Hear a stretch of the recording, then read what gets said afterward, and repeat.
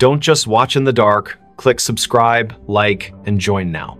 Before we begin, tell me, where are you listening from and what time is it there?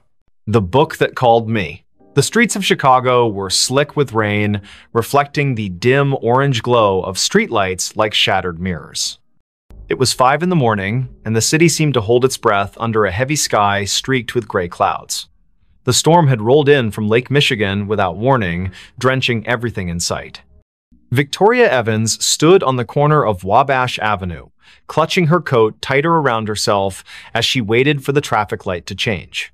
She hated mornings like this, cold, wet, and eerily quiet, but her job at the library demanded punctuality. Victoria worked at Harold Washington Library Center, a towering structure that loomed over South State Street like some ancient sentinel. The building's glass facade shimmered faintly in the pre-dawn gloom, catching the occasional flash of lightning that lit up the horizon. As she approached the entrance, her shoes squelching against the wet pavement, she noticed something odd: a single book lying face down on the steps leading up to the main doors.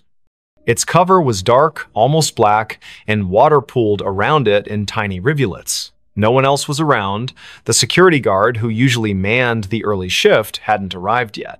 She hesitated for a moment before picking it up. The book felt heavier than it should have been, its pages damp but not entirely soaked through. There was no title on the spine or cover, just an embossed pattern of swirling lines that seemed to shift slightly when viewed from different angles. A shiver ran down her spine, though she couldn't say why. Maybe it was the way the book felt. Alive somehow, pulsing faintly in her hands. Still, curiosity got the better of her. She tucked it under her arm and pushed open the heavy glass door. Inside, the library was silent except for the faint hum of fluorescent lights overhead.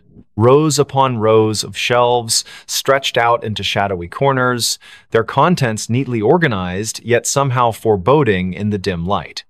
Victoria made her way to the circulation desk near the center of the atrium, setting the book down carefully, as if afraid it might bite. Her fingers lingered on the cover for a second longer than necessary before she pulled them away abruptly.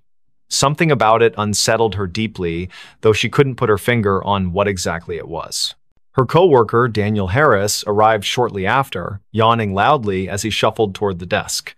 He was tall and lanky, with messy brown hair that stuck out in all directions despite his best efforts to tame it.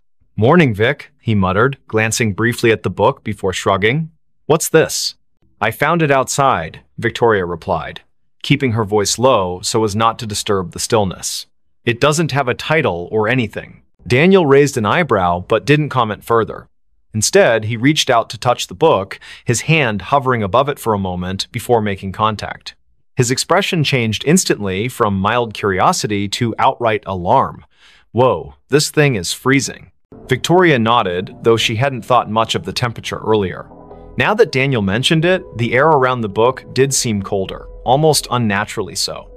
She watched as he flipped it open cautiously, revealing blank pages that looked yellowed with age despite being completely dry, or at least they appeared blank at first glance. When Daniel tilted the book slightly toward the light, faint words began to emerge, written in ink that shimmered like oil slicks. They weren't English or any language Victoria recognized, but the shapes twisted and writhed across the page, as if trying to escape the confines of the paper. "This is messed up," Daniel whispered, snapping the book shut quickly. He glanced around nervously, as if expecting someone or something to appear from the shadows. "We should probably report this to management." But Victoria shook her head firmly. "Not yet. Let me look at it again." She wasn't sure why, but the book called to her in a way she couldn't explain. It wasn't just curiosity anymore, it was compulsion, a gnawing need to understand what lay within those shifting symbols. Reluctantly, Daniel handed it back to her, muttering something about coffee before disappearing into the staff lounge. Alone now, Victoria opened the book once more. This time, the sensation was stronger, the weight of unseen eyes watching her every move. The text seemed clearer too, forming jagged patterns that pulsed rhythmically, almost like a heartbeat. Without realizing it, she leaned closer, her nose nearly brushing the surface of the page. And then she heard it, a whisper, soft and insidious, threading itself into her thoughts. It wasn't audible in the traditional sense, more like a memory surfacing unbidden. The voice spoke in fragments, disjointed phrases that coalesced into meaning only when she focused hard enough. "Find me," it said. "Free me."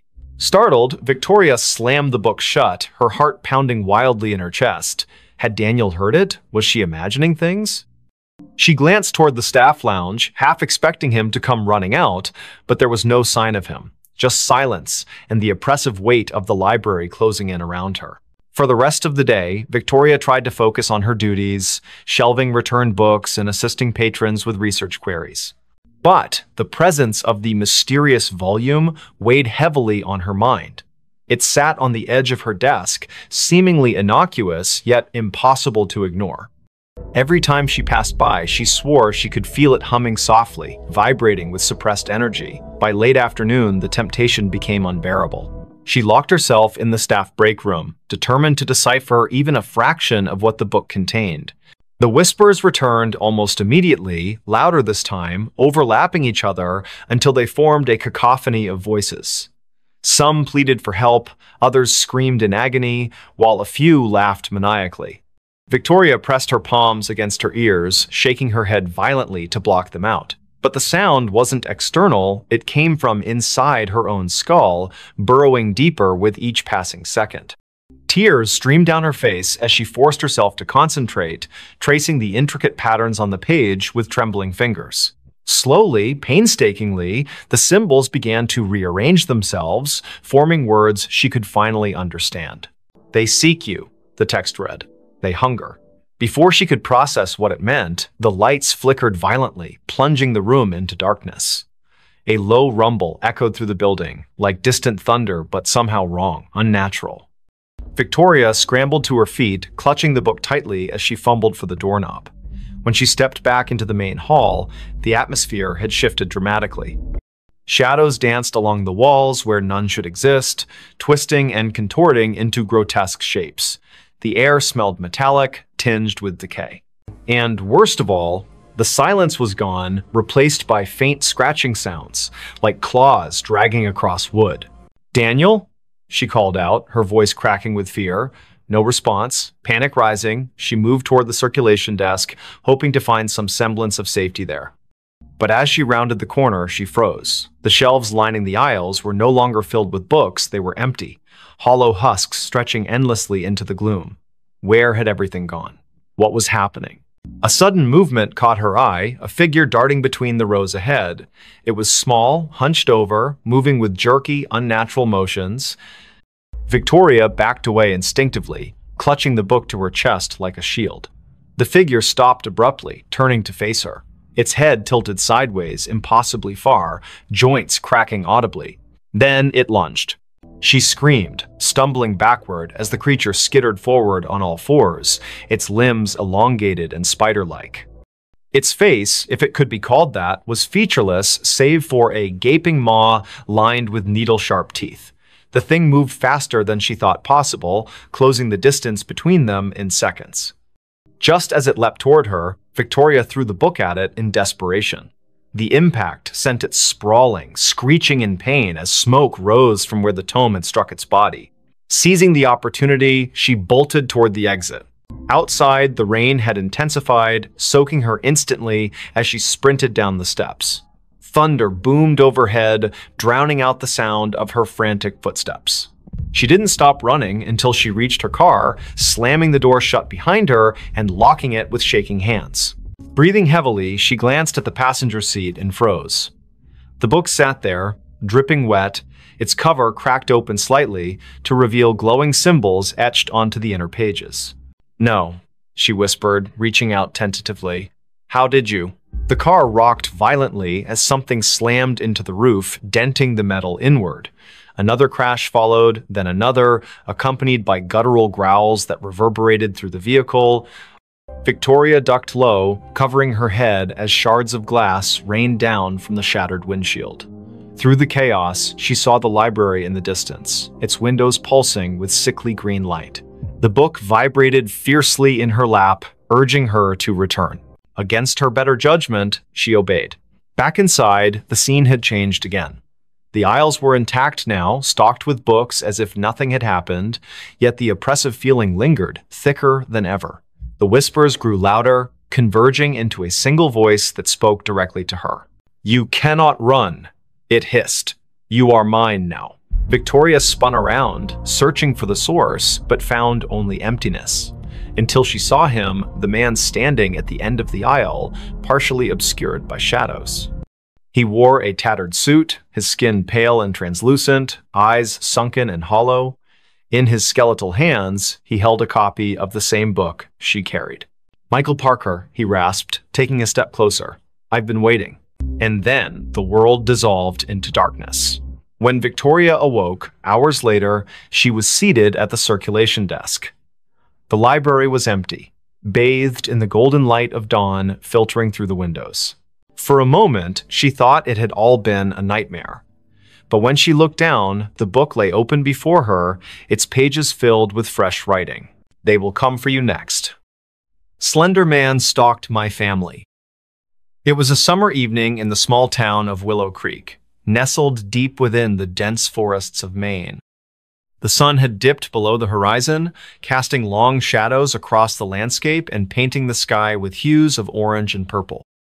At 8:30 p.m., the air was cool but humid, carrying with it the earthy scent of pine trees and damp soil. Inside their modest home on Maple Lane, the Thompson family, Michael, his wife Emily, and their two children, 8-year-old Jake and 5-year-old Lily, were settling in for the night.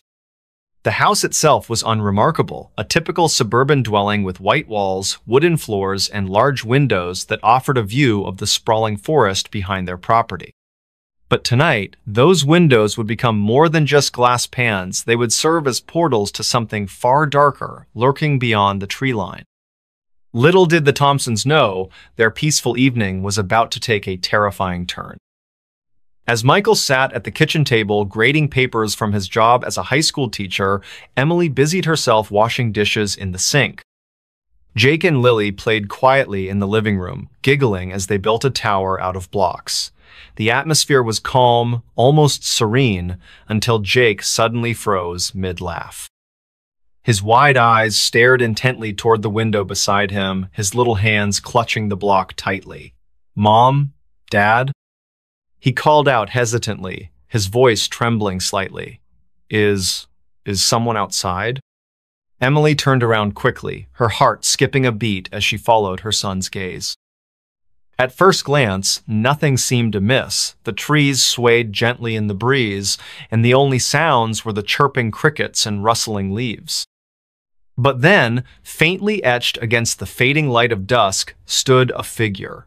Tall, impossibly so, with limbs that stretched unnaturally long and thin. Its face was obscured by darkness, but its presence radiated an undeniable menace. Emily gasped, dropping the dish she held, which shattered noisily on the floor. "Who's there?" Michael demanded, rushing into the living room. He grabbed the flashlight resting near the door, flicking it on instinctively.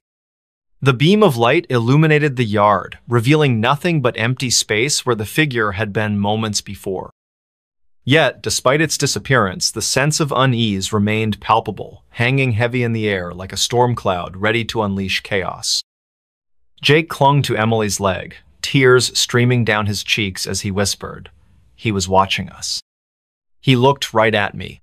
Lily, too young to fully grasp what was happening, simply hugged her brother tightly, her own fear mirroring his. Michael scanned the perimeter through the windows again, his jaw clenched tightly. "Stay inside," he instructed firmly. "I'll check around the house."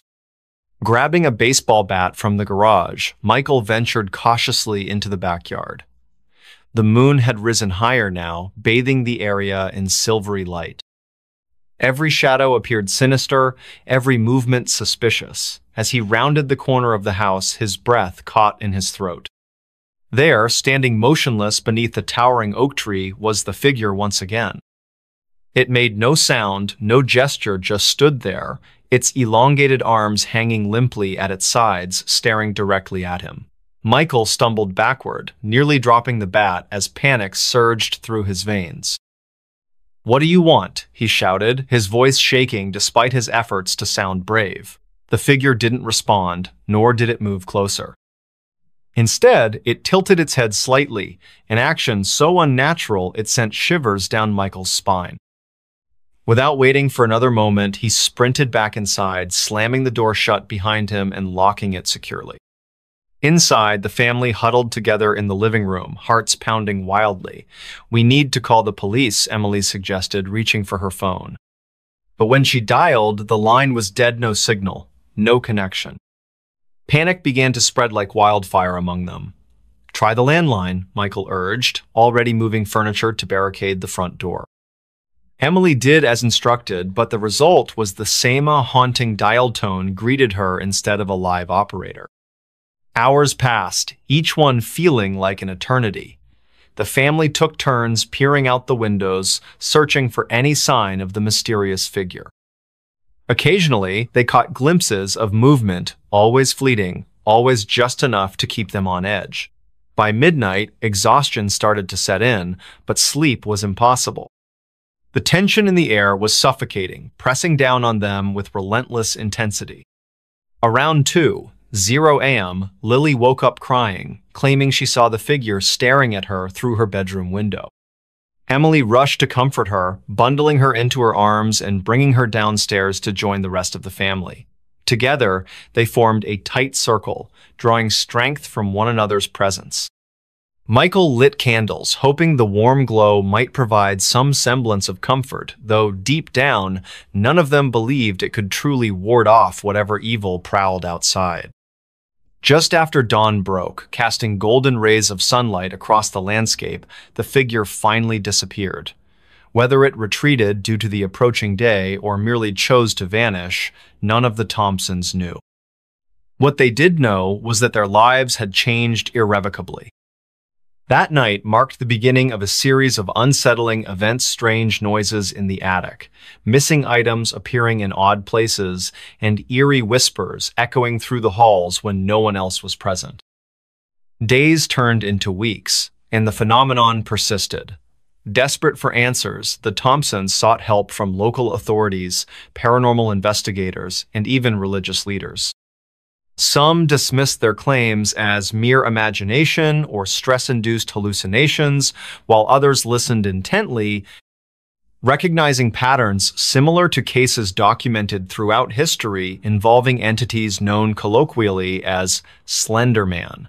Despite their skepticism, all agreed on one thing: the family needed to leave Willow Creek immediately. Reluctantly, the Thompsons packed up their belongings and moved to a new town hundreds of miles away. They hoped distance would sever the connection between them and the entity that haunted their former home. For a time, peace returned to their lives. Jake and Lily adjusted to their new surroundings, making friends and finding joy in everyday activities. Michael resumed teaching, while Emily found solace in volunteer work at a community center. But the respite was short-lived. One fateful evening, as the family gathered for dinner in their new home, Jake mentioned seeing a tall man outside his window. This time, the figure wasn't wearing a suit, it wore nothing at all, blending seamlessly with the shadows cast by the setting sun. Emily dropped her fork, her hand flying to cover her mouth as realization dawned upon her. No matter how far they ran, no matter how hard they tried to escape, the entity continued to stalk them, drawn inexorably to their family by forces neither science nor religion could explain. Years later, the Thompsons still carry the burden of that encounter. They speak sparingly about it, choosing instead to focus on building a life free from fear. Yet, every now and then, during quiet nights when the world seems most still, Michael glances nervously out the window, searching for signs of movement among the trees. And though he tells himself repeatedly that it's over, deep down, he can't help but wonder if the Slender Man is still out there watching, waiting, planning his next move. Next story.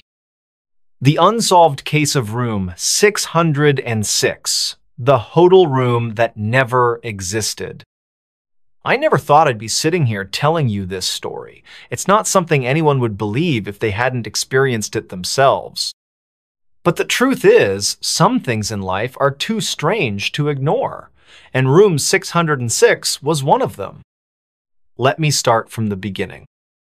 It all began with a phone call late one night, a voice on the other end that sounded like someone trying desperately to warn me about something I couldn't yet understand. "Don't go there," it whispered before disconnecting abruptly. At first, I dismissed it as a prank or just another sleepless night getting the better of me. But then, the emails started coming. Anonymous messages filled with cryptic warnings. "Room 606 doesn't exist, but it will find you." The more I tried to ignore them, the louder they became. And eventually, curiosity got the better of me. You see, I'm a journalist by trade, and stories like these are my bread and butter. Urban legends, unsolved mysteries, they're what keep me up at night, both figuratively and literally. So when I stumbled across an article online about a hotel called the Grand Elysian, nestled deep in the heart of a small town no one had ever heard of, I knew I had to investigate further. According to local lore, the Grand Elysian wasn't just any ordinary hotel, it was infamous for its mysterious past. Guests reported hearing whispers through the walls, feeling cold spots where none should exist, and even seeing shadows moving in places they shouldn't. But what intrigued me most was the legend surrounding room 606. Some said it didn't exist at all, that it had been sealed off decades ago after a series of disappearances left investigators baffled. Others claimed it still existed, hidden away behind locked doors, waiting for those foolish enough to seek it out. And so, armed with nothing but my notebook, a flashlight, and a healthy dose of skepticism, I booked myself a room at the Grand Elysian. Little did I know how much that decision would change my life forever. When I arrived, the hotel looked every bit as eerie as the stories suggested. Its towering facade loomed over the street, its windows dark, except for a few scattered lights flickering faintly in the distance. The air smelled faintly of mildew and old wood, and the heavy oak doors creaked ominously as I pushed them open. A bell rang somewhere inside, echoing down the long corridors beyond. At the front desk sat an elderly man whose eyes seemed to pierce right through me. He introduced himself simply as Mr. Grayson, though his name tag bore no such title. His fingers trembled slightly as he handed me my keycard, and his voice carried a weight that made me feel uneasy. "You're staying in room 412, he said without looking up. "4th floor. Elevators around the corner." I nodded, thanking him politely, though his demeanor left me unsettled. As I turned to leave, I noticed a peculiar gap between two panels on the wall behind him. For a moment, I thought I saw a movementa shadow darting into the darkness, but when I blinked, it was gone. The elevator ride up felt longer than it should have. Each ding announcing our arrival at a new floor sent shivers down my spine. By the time I reached the 4th floor, the hallway stretched out before me like a labyrinth, its carpet worn thin and stained in places. The lighting flickered erratically, casting odd shapes against the peeling wallpaper. Somewhere in the distance, I could hear faint footsteps, though I was clearly alone. My room was exactly as described. Sparse furnishings, outdated decor, and a window offering a view of nothing but brick walls. Yet despite its unremarkable appearance, something about the space made me uncomfortable. The silence pressed heavily on my ears, and I swore I could feel eyes watching me from outside. That evening, I decided to explore the hotel further. After all, I hadn't come here just to sit in my room. Armed with my notebook, I wandered aimlessly through the corridors, taking note of their peculiarities. Hallways twisted and turned in ways that defied logic, leading me back to places I'd already been. Doors appeared where none had existed moments before, only to vanish again once I approached. It was maddening and utterly fascinating. Then came the whispers. At first, I thought they were coming from within my own mind, echoes of paranoia brought on by the oppressive atmosphere. But soon, I realized they weren't imagined. They were real soft murmurs drifting through the vents, voices speaking languages I couldn't recognize. My heart raced as I followed the sound, drawn deeper into the bowels of the building. And then, I found it. Room 606. The door stood at the end of a particularly narrow corridor, its number etched into the metal frame in faded gold letters. It looked out of place among the other rooms, almost as though it didn't belong. Yet there it was, staring back at me like a silent sentinel guarding secrets best left buried. For a moment, I hesitated. Every instinct screamed at me to turn back, to walk away while I still could. But curiosity, or perhaps fate, compelled me forward. With trembling hands, I reached for the doorknob, turning it slowly. The lock clicked open with a sound that echoed unnaturally loud in the empty hall. Inside, the world shifted. Room 606 defied explanation. The walls seemed to breathe, expanding and contracting as though alive. Shadows danced across the floor in patterns that made no sense, and the furniture appeared to rearrange itself whenever I glanced away. Objects from different eras cluttered the space, a rotary phone sitting next to a modern laptop, antique vases standing beside plastic cups. Time itself felt distorted here, stretching and compressing until I couldn't tell whether minutes or hours had passed. But worst of all were the faces. In the mirrors lining the walls, reflections stared back at men my own, but those of strangers, men, women, children, all frozen in expressions of terror. Their lips moved silently, forming words I couldn't quite catch. And then, slowly, they began to speak. "Help us!" Their voices overlapped, creating a cacophony of pleas and warnings. My head throbbed painfully as I backed away, desperate to escape, but the door was gone. Where it had once stood now lay only a blank wall, smooth and impenetrable. Panic set in as I realized I was trapped. Hours or maybe days passed in that room, or perhaps no time at all. I lost count, unable to distinguish reality from nightmare. The whispers grew louder, more insistent, until they consumed everything. Memories surfaced unbidden, scenes from my past replaying endlessly in vivid detail, each recollection cut deeper than the last, unraveling threads of guilt and regret I thought long buried. And then, just as suddenly as it had begun, it ended. The room dissolved around me, replaced by the familiar sight of the hotel hallway. The door to room 606 hung open, though I couldn't recall leaving. Shaking uncontrollably, I stumbled back to my own room, collapsing onto the bed as tears streamed down my face. Days later, I returned home, determined to put the ordeal behind me. But the memories lingered, haunting me in ways I couldn't explain. When I tried to recount my experience to others, they dismissed it as nonsense. No one believed Minot, even myself sometimes.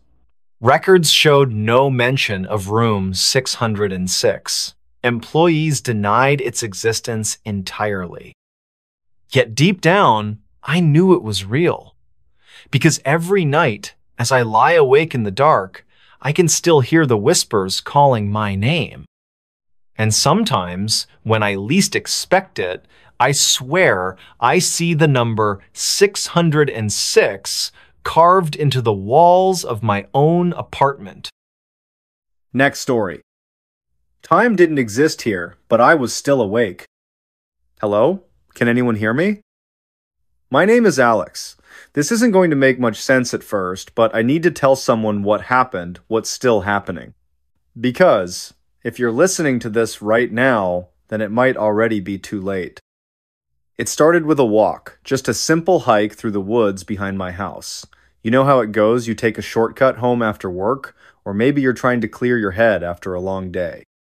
That's all it was supposed to be, a quiet escape from reality. But something about that forest felt different today. Wrong, almost. The air smelled stale, like it hadn't moved in years.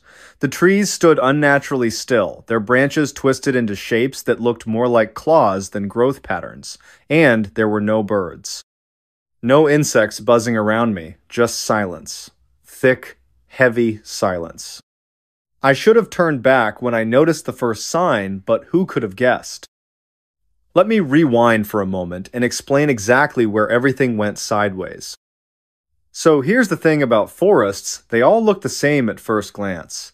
Tall trunks, dense canopies, patches of sunlight filtering down through gaps above. It's easy to think you're heading somewhere familiar until you realize you're not. I stumbled upon a trail I'd never seen before, or at least I don't remember seeing it. It wasn't marked on any maps I'd ever studied, and yet there it was, a narrow dirt path winding deeper into the woods, lined with moss-covered stones. My curiosity got the better of me, as it always does. Before I knew it, I was following the trail farther and farther away from civilization. At first, nothing seemed unusual. The sun cast golden beams across the forest floor, dappling the ground with light. Birds chirped softly in the distance. Everything appeared normal, almost peaceful. But then, things began to shift. The light stopped moving. Wait. Let me clarify, that doesn't mean the forest grew darker. Quite the opposite, actually. The sunlight stayed fixed in place, hovering over the exact same spot on the ground, hour after hour. At least, that's what it felt like. Hours passed or so, I thought, but the shadows refused to budge.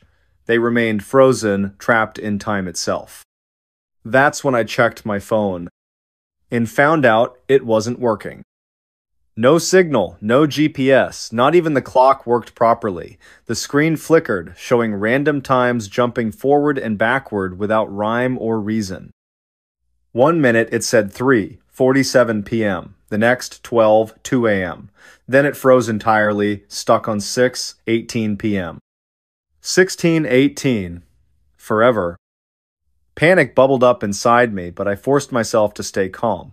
Maybe it was just interference from the trees. Maybe I needed to climb higher to get reception.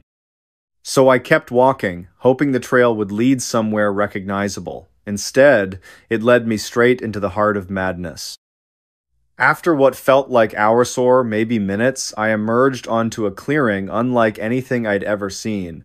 It was eerily beautiful, yet utterly unnatural. In the center stood an old clock tower, its hands frozen mid-strike. Around it lay remnants of a forgotten village, crumbling houses, rusted cars, abandoned playgrounds.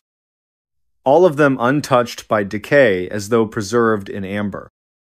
Yet no one lived here anymore, not a single soul stirred among the ruins. Only echoes lingered in the air-faint murmurs of laughter, crying children, distant conversations that faded before I could understand them, voices out of sync with reality. I called out, "Hello?" Nothing responded except my own voice bouncing off the dead walls. As I explored further, I realized the truth. Time had stopped completely in this place. Every object, every structure, every shadow remained exactly as it had been when the world outside moved on.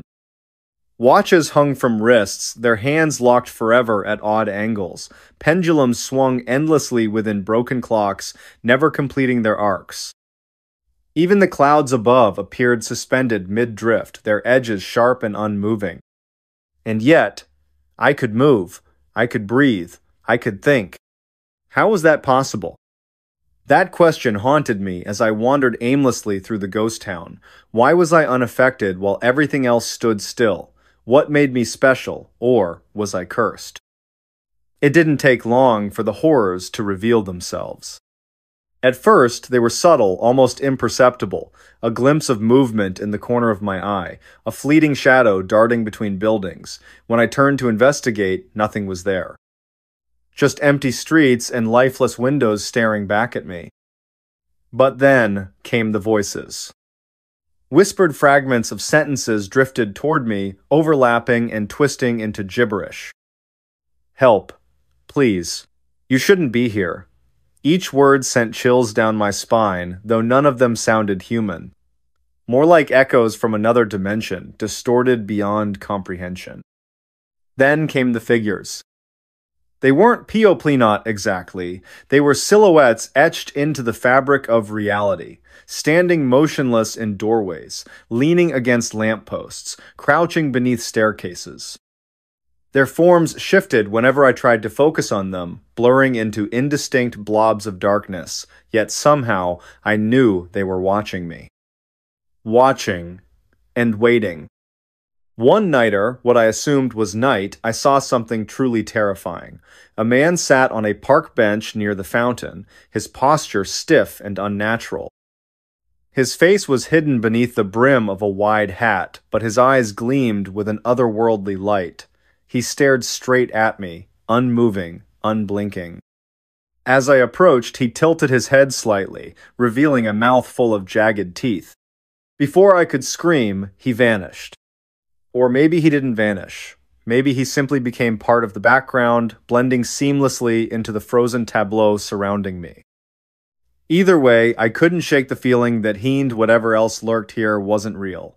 Not in the way I understood reality anyway. Days turned into weeks, or perhaps months.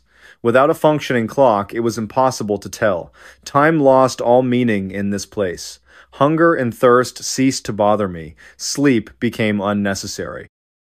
My body adapted, or rather, it deteriorated. Slowly but surely, I began to lose pieces of myself. Memories faded. Faces blurred. Emotions dulled.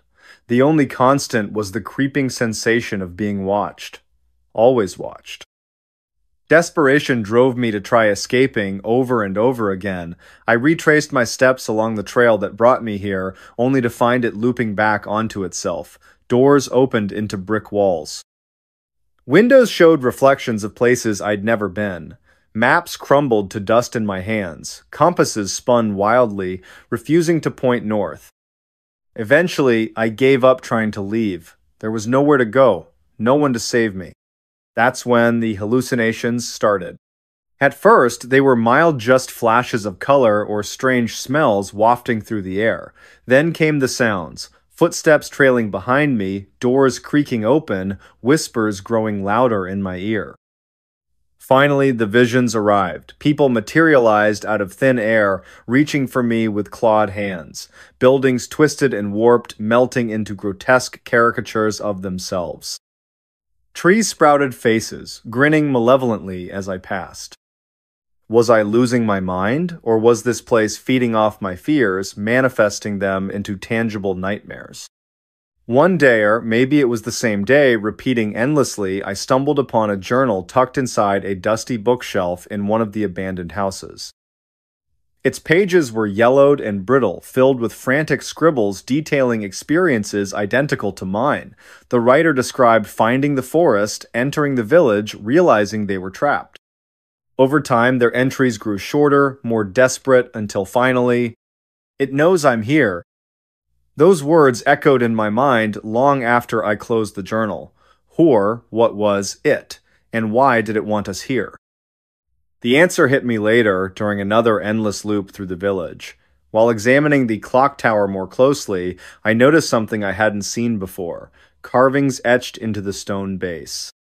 Symbols resembling ancient runes spiraled upward, forming intricate patterns that pulsed faintly with an inner glow. As I touched them, visions flooded my mind. I saw others like medicines, hundreds, maybe thousands, Saul caught in this timeless prison. Some screamed, others wept. A few smiled serenely, accepting their fate. Each vision ended the same way, a figure cloaked in shadows stepping forward, pulling the victim into darkness. When the visions faded, I understood. This place wasn't meant to trap us, it was meant to harvest us. Our consciousness, our memories, our very essence fed whatever entity resided here. We were its fuel, sustaining its existence in a realm outside of time. And I was next. If you're hearing this, then I failed. Somehow, you found your way here just as I did. Please, don't make the same mistake. Find a way out. Leave immediately. Don't let it see you. Whatever you do, don't touch the symbols on the clock tower. I wish I could warn you more, but my time is running out, or rather, it's stopping altogether. The shadows are closing in. I can feel them dragging me under, pulling me apart piece by piece. Just promise me one thing. Tell someone about this place. Make sure they know it exists. Maybe someday, someone will figure out how to stop it. Goodbye. Next story. The eyes behind the barn wall. The wall watched me back. It started with a letter, a plain white envelope that arrived at my door one morning, its edges worn and creased as though it had been passed through countless hands before reaching mine.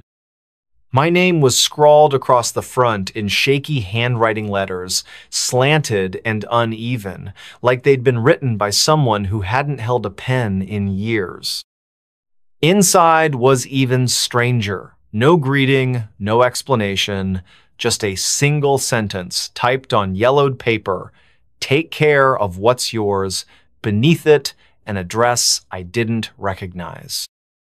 I stared at the note for a long time, trying to figure out who would send me something so cryptic. Then I noticed the postmark came from a place called Willow Hollow, a tiny farming town nestled deep in the countryside, somewhere I'd never heard of until now. That night, I couldn't sleep.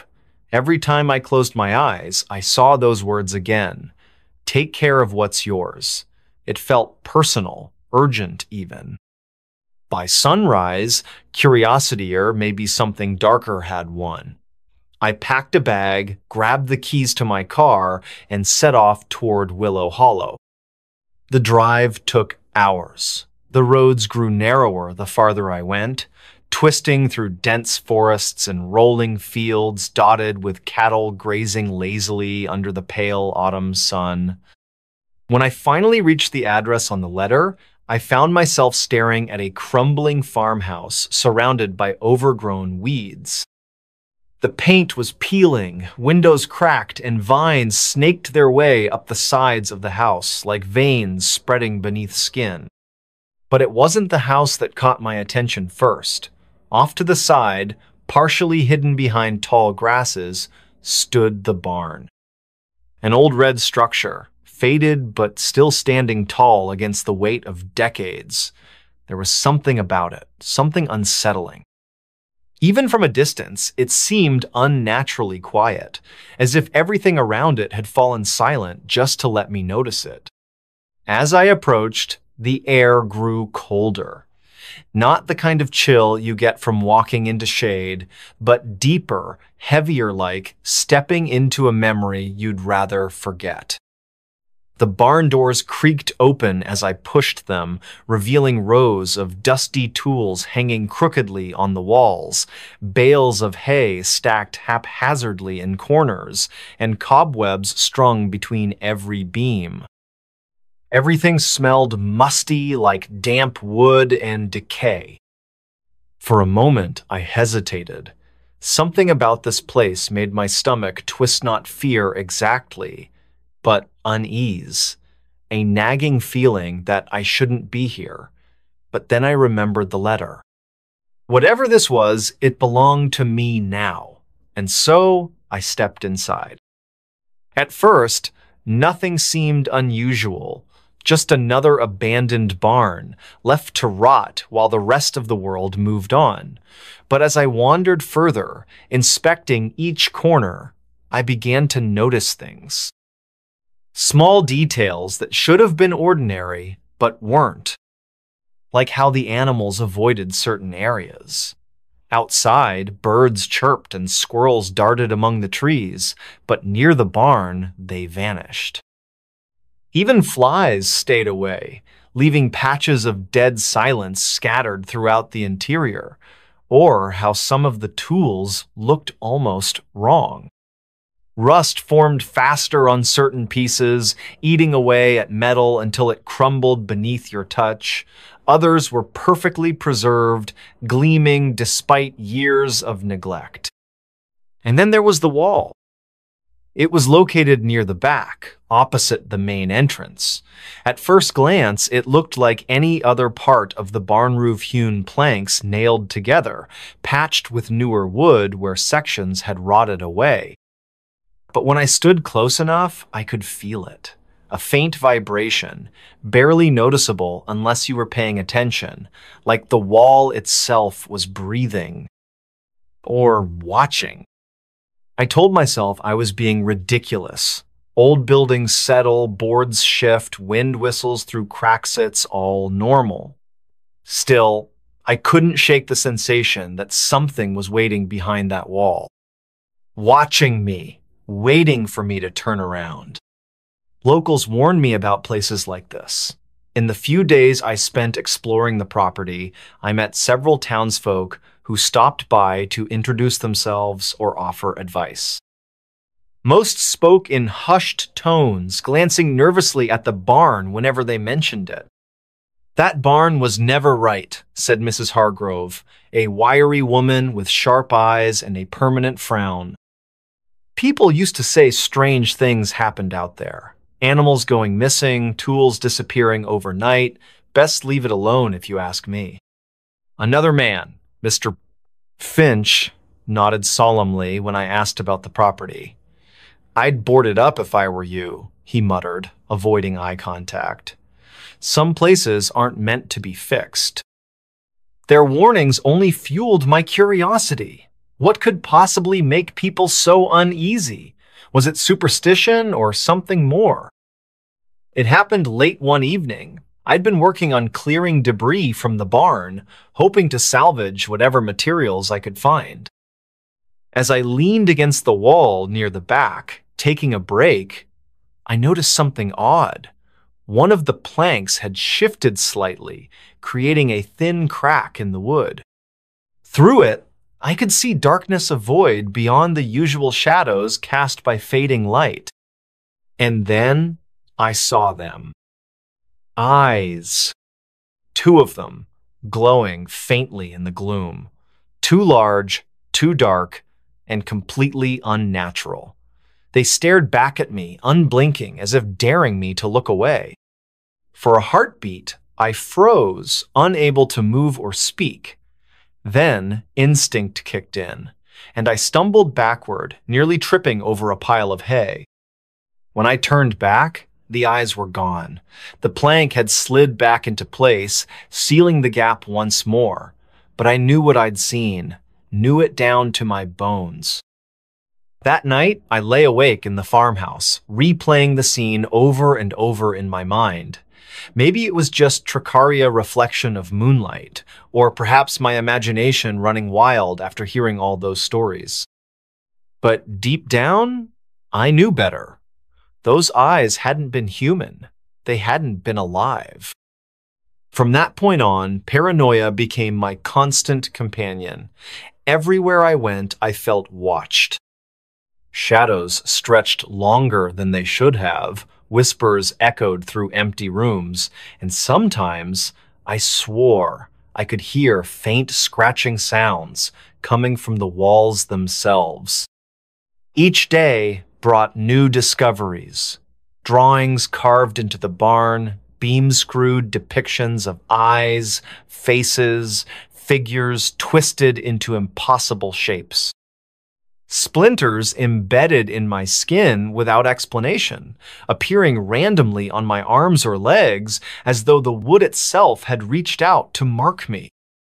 Once, I woke up to find claw-like marks etched into the floorboards of the farmhouse, leading directly to the barn door. No matter how hard I tried to ignore it, the pull remained. That wall, Those eyes. They haunted me, calling me back like a siren song luring sailors to their doom. Eventually, I gave in. Armed with a crowbar, I returned to the barn determined to uncover the truth. If something was hiding behind that wall, I needed to face it head on. With trembling hands, I pried loose the plank where I'd seen the eyes. Wood splintered and groaned as it came free, revealing a narrow opening. Nothing, just darkness. No eyes this time, no movement, no sound. Only stale air that tasted metallic, like blood. I reached inside cautiously, half expecting to feel something grab me. Instead, my fingers brushed against rough stone. Beyond the wood paneling lay another layeran inner wall constructed of jagged rocks mortared together haphazardly. Puzzled, I examined it closer. This wasn't part of the original structure. It had been added later, deliberately concealing whatever lay beyond. Determined to dig deeper, I worked tirelessly, removing plank after plank until the entire section of the wall was exposed.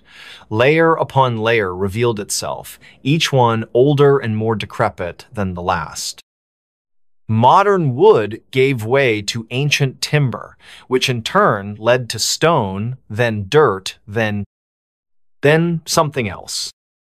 Beneath the final layer, I uncovered a cavity filled with blackness, so absolute it seemed to swallow the light around it, and within that void, the eyes reappeared.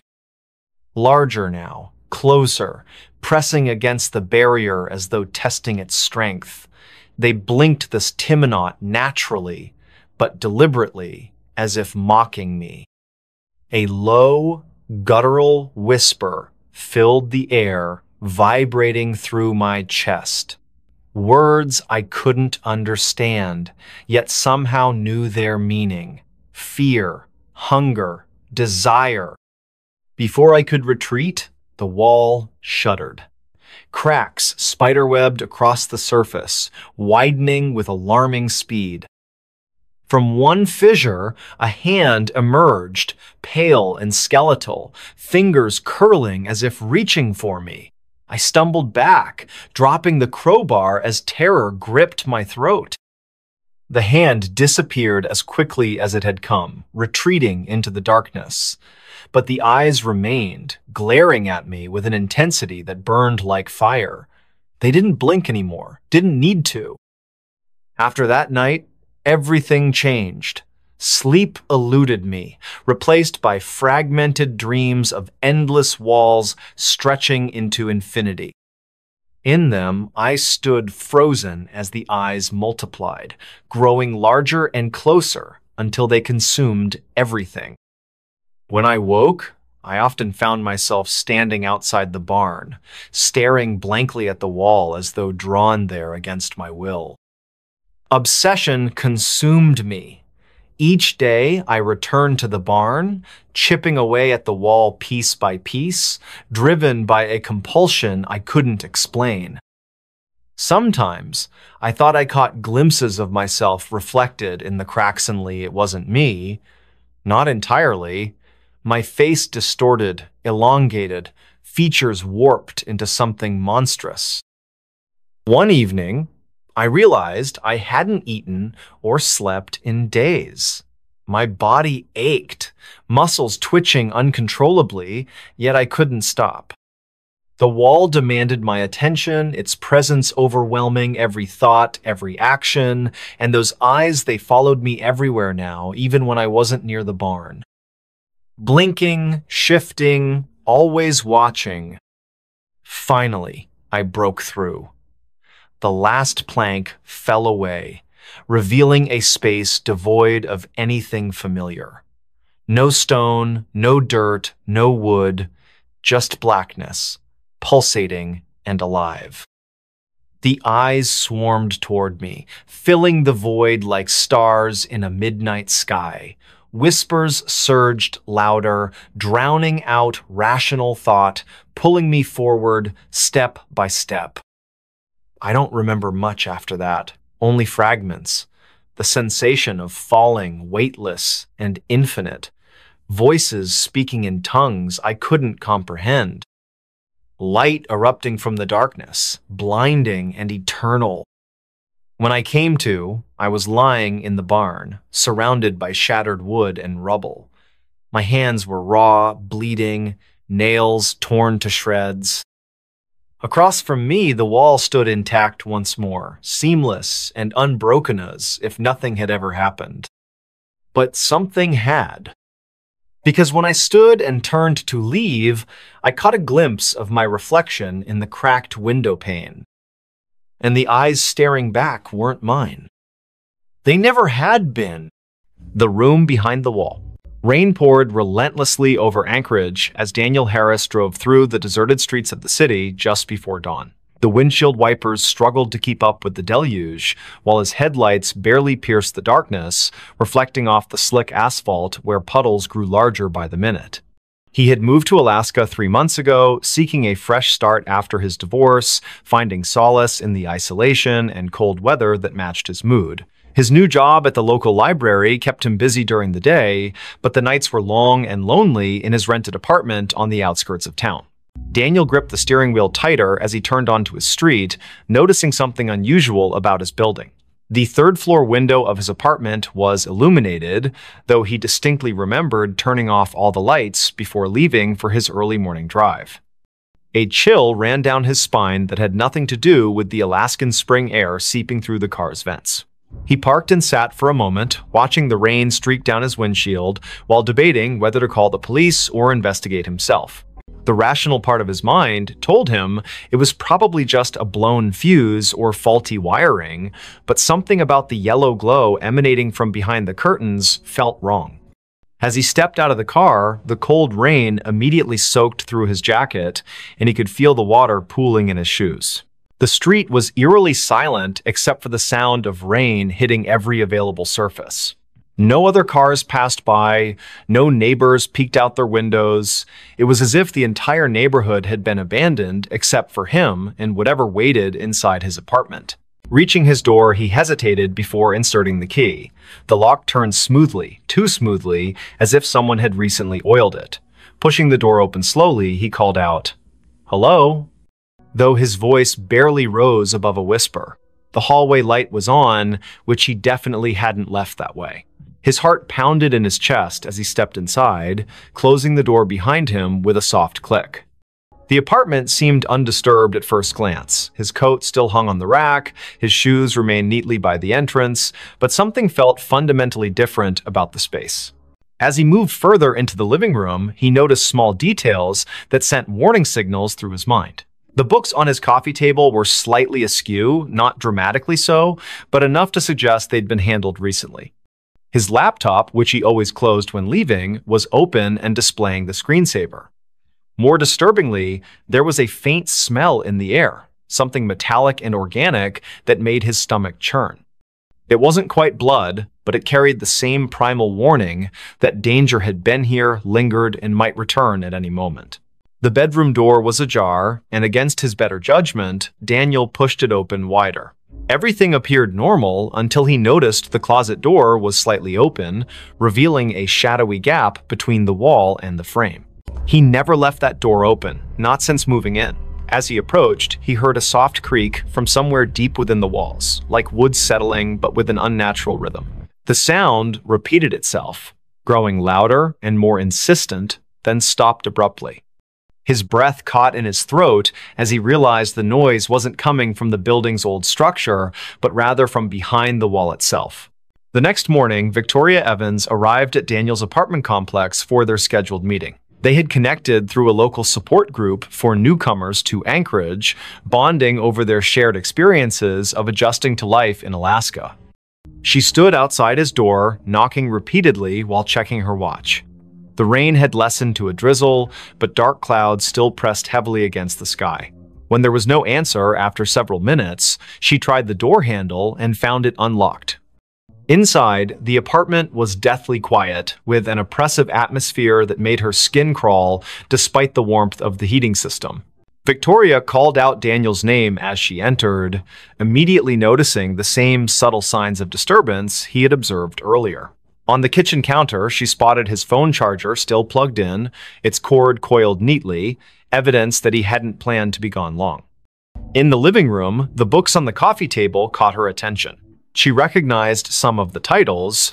They were ones Daniel had mentioned reading recently, but now they seemed arranged in a pattern that suggested deliberate placement rather than casual browsing. Her unease grew as she noticed scuff marks on the carpet leading toward the bedroom. In the bedroom, Victoria's trained eye, honed from years working as a social worker, detected details others might miss. The closet door was indeed open, but what drew her attention was the baseboard along the far wall. There were fresh scratches marring the paint, and when she knelt to examine them closer, she discovered tiny fragments of plaster embedded in the carpet. Standing up, she pressed her palm against the wall and felt it give slightly, accompanied by a soft crunching sound. Her heart raced as she realized this section of the wall was thinner than it should be, as if something lay hidden behind it. Michael Parker, the building's maintenance supervisor, arrived shortly after Victoria's call. A grizzled man in his late 50s with decades of experience in construction and property management, he listened intently as she explained her findings. His expression grew increasingly grave as he examined the wall, running his fingers along the edges of the baseboard. Without saying a word, he fetched tools from his maintenance cart and began carefully removing sections of the wall paneling. The drywall came away easily, almost too easily, revealing a narrow cavity behind. What they discovered in the hidden space defied immediate comprehension. Packed tightly within the cavity were dozens of small objects wrapped in yellowed newspaper, each bundle tied with twine. The air that escaped as Michael opened the first package carried the same metallic smell Victoria had detected earlier.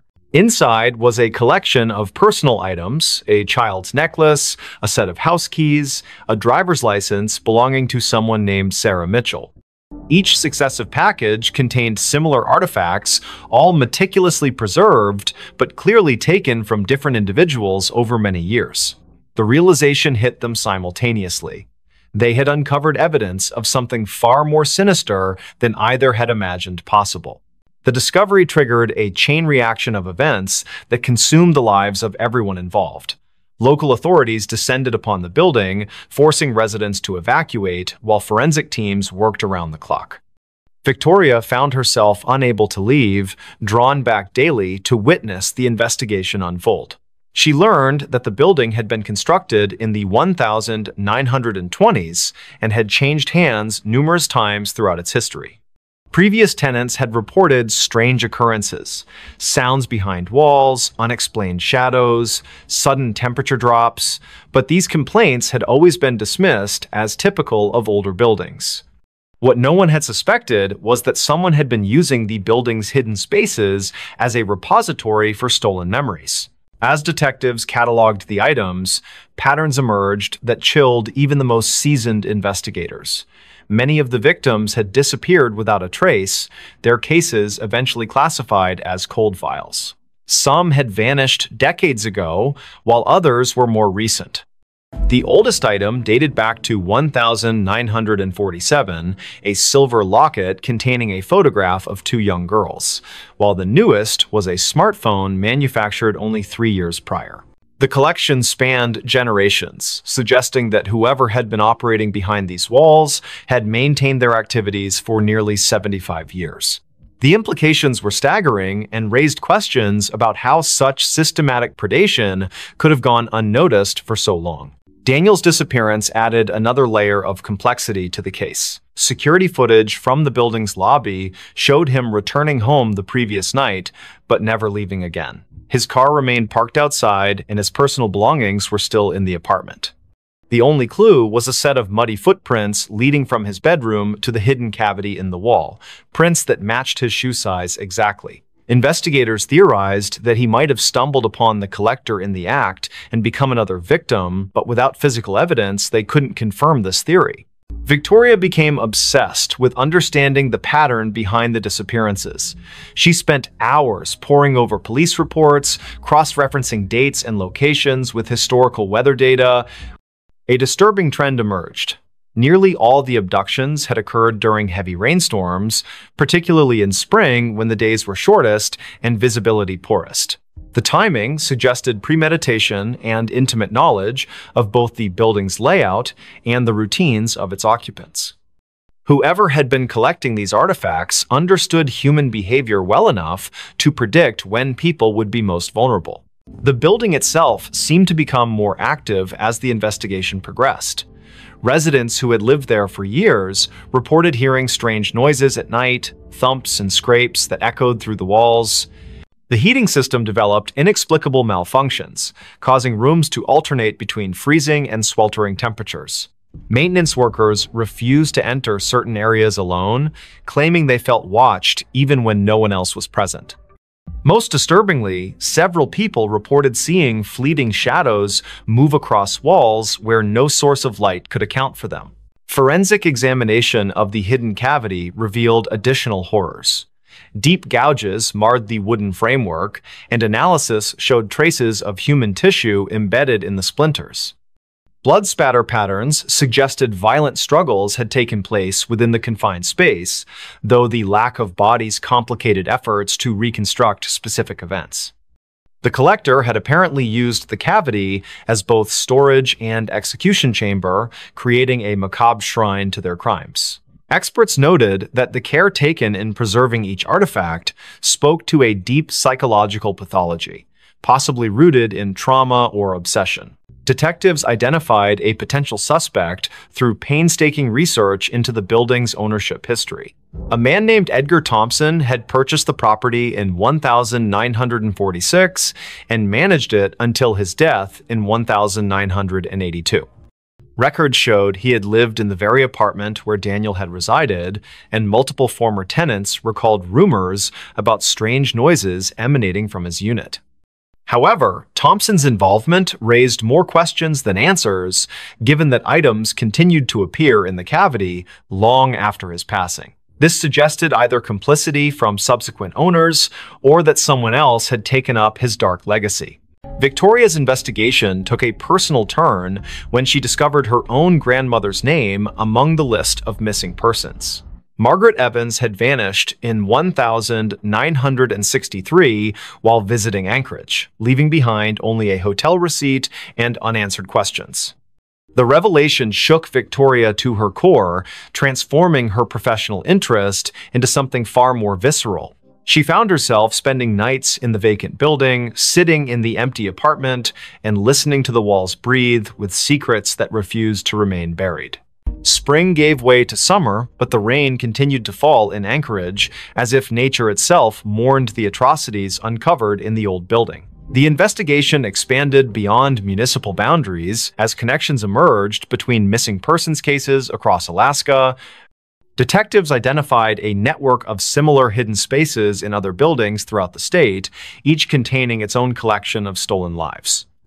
The scale of the operation suggested coordination among multiple individuals, raising the possibility that what had begun as one man's obsession had evolved into something far more organized and dangerous. One night, while Victoria sat alone in the apartment, she heard a sound that froze her blood. From behind the newly repaired wall came the unmistakable creak of footsteps, slow and deliberate. She grabbed her phone to call for help, but found no signal in the suddenly dead zone of the building. The footsteps grew closer, accompanied by the soft rustle of fabric brushing against wood. Then came a voice, barely audible but unmistakably human, whispering words that made her skin crawl. "You shouldn't have looked. You shouldn't have seen." The voice sounded ancient, yet familiar, carrying echoes of countless voices absorbed over decades. The police response team arrived 20 minutes later, bursting into the apartment with weapons drawn. They found Victoria unconscious on the floor, her phone shattered beside her. Paramedics determined she had suffered a severe panic attack but would recover. Yet when they examined the wall where she claimed to have heard the voice, they discovered something that defied explanation. Fresh scratches marred the newly installed drywall, forming words that spelled out a single chilling message: "Not done yet." The marks were too high for anyone to reach without assistance, and security cameras showed no one entering or leaving the apartment during the crucial time period. As weeks turned into months, the case remained unsolved despite mounting evidence. The building was eventually condemned, deemed structurally unsafe due to unforeseen damage discovered during renovations. Residents scattered to different parts of the city, but many reported feeling eyes upon them in their new homes, especially during rainstorms. Victoria returned to her work as a social worker, but found herself constantly looking over her shoulder, certain that whatever had operated in those walls continued to watch from the shadows. The last anyone saw of Daniel Harris was captured by a traffic camera 2 blocks from his apartment on the night he disappeared. The footage showed him walking briskly through the rain, occasionally glancing over his shoulder as if pursued. His image blurred momentarily, then reappeared moving in the opposite direction, though no one else appeared in frame.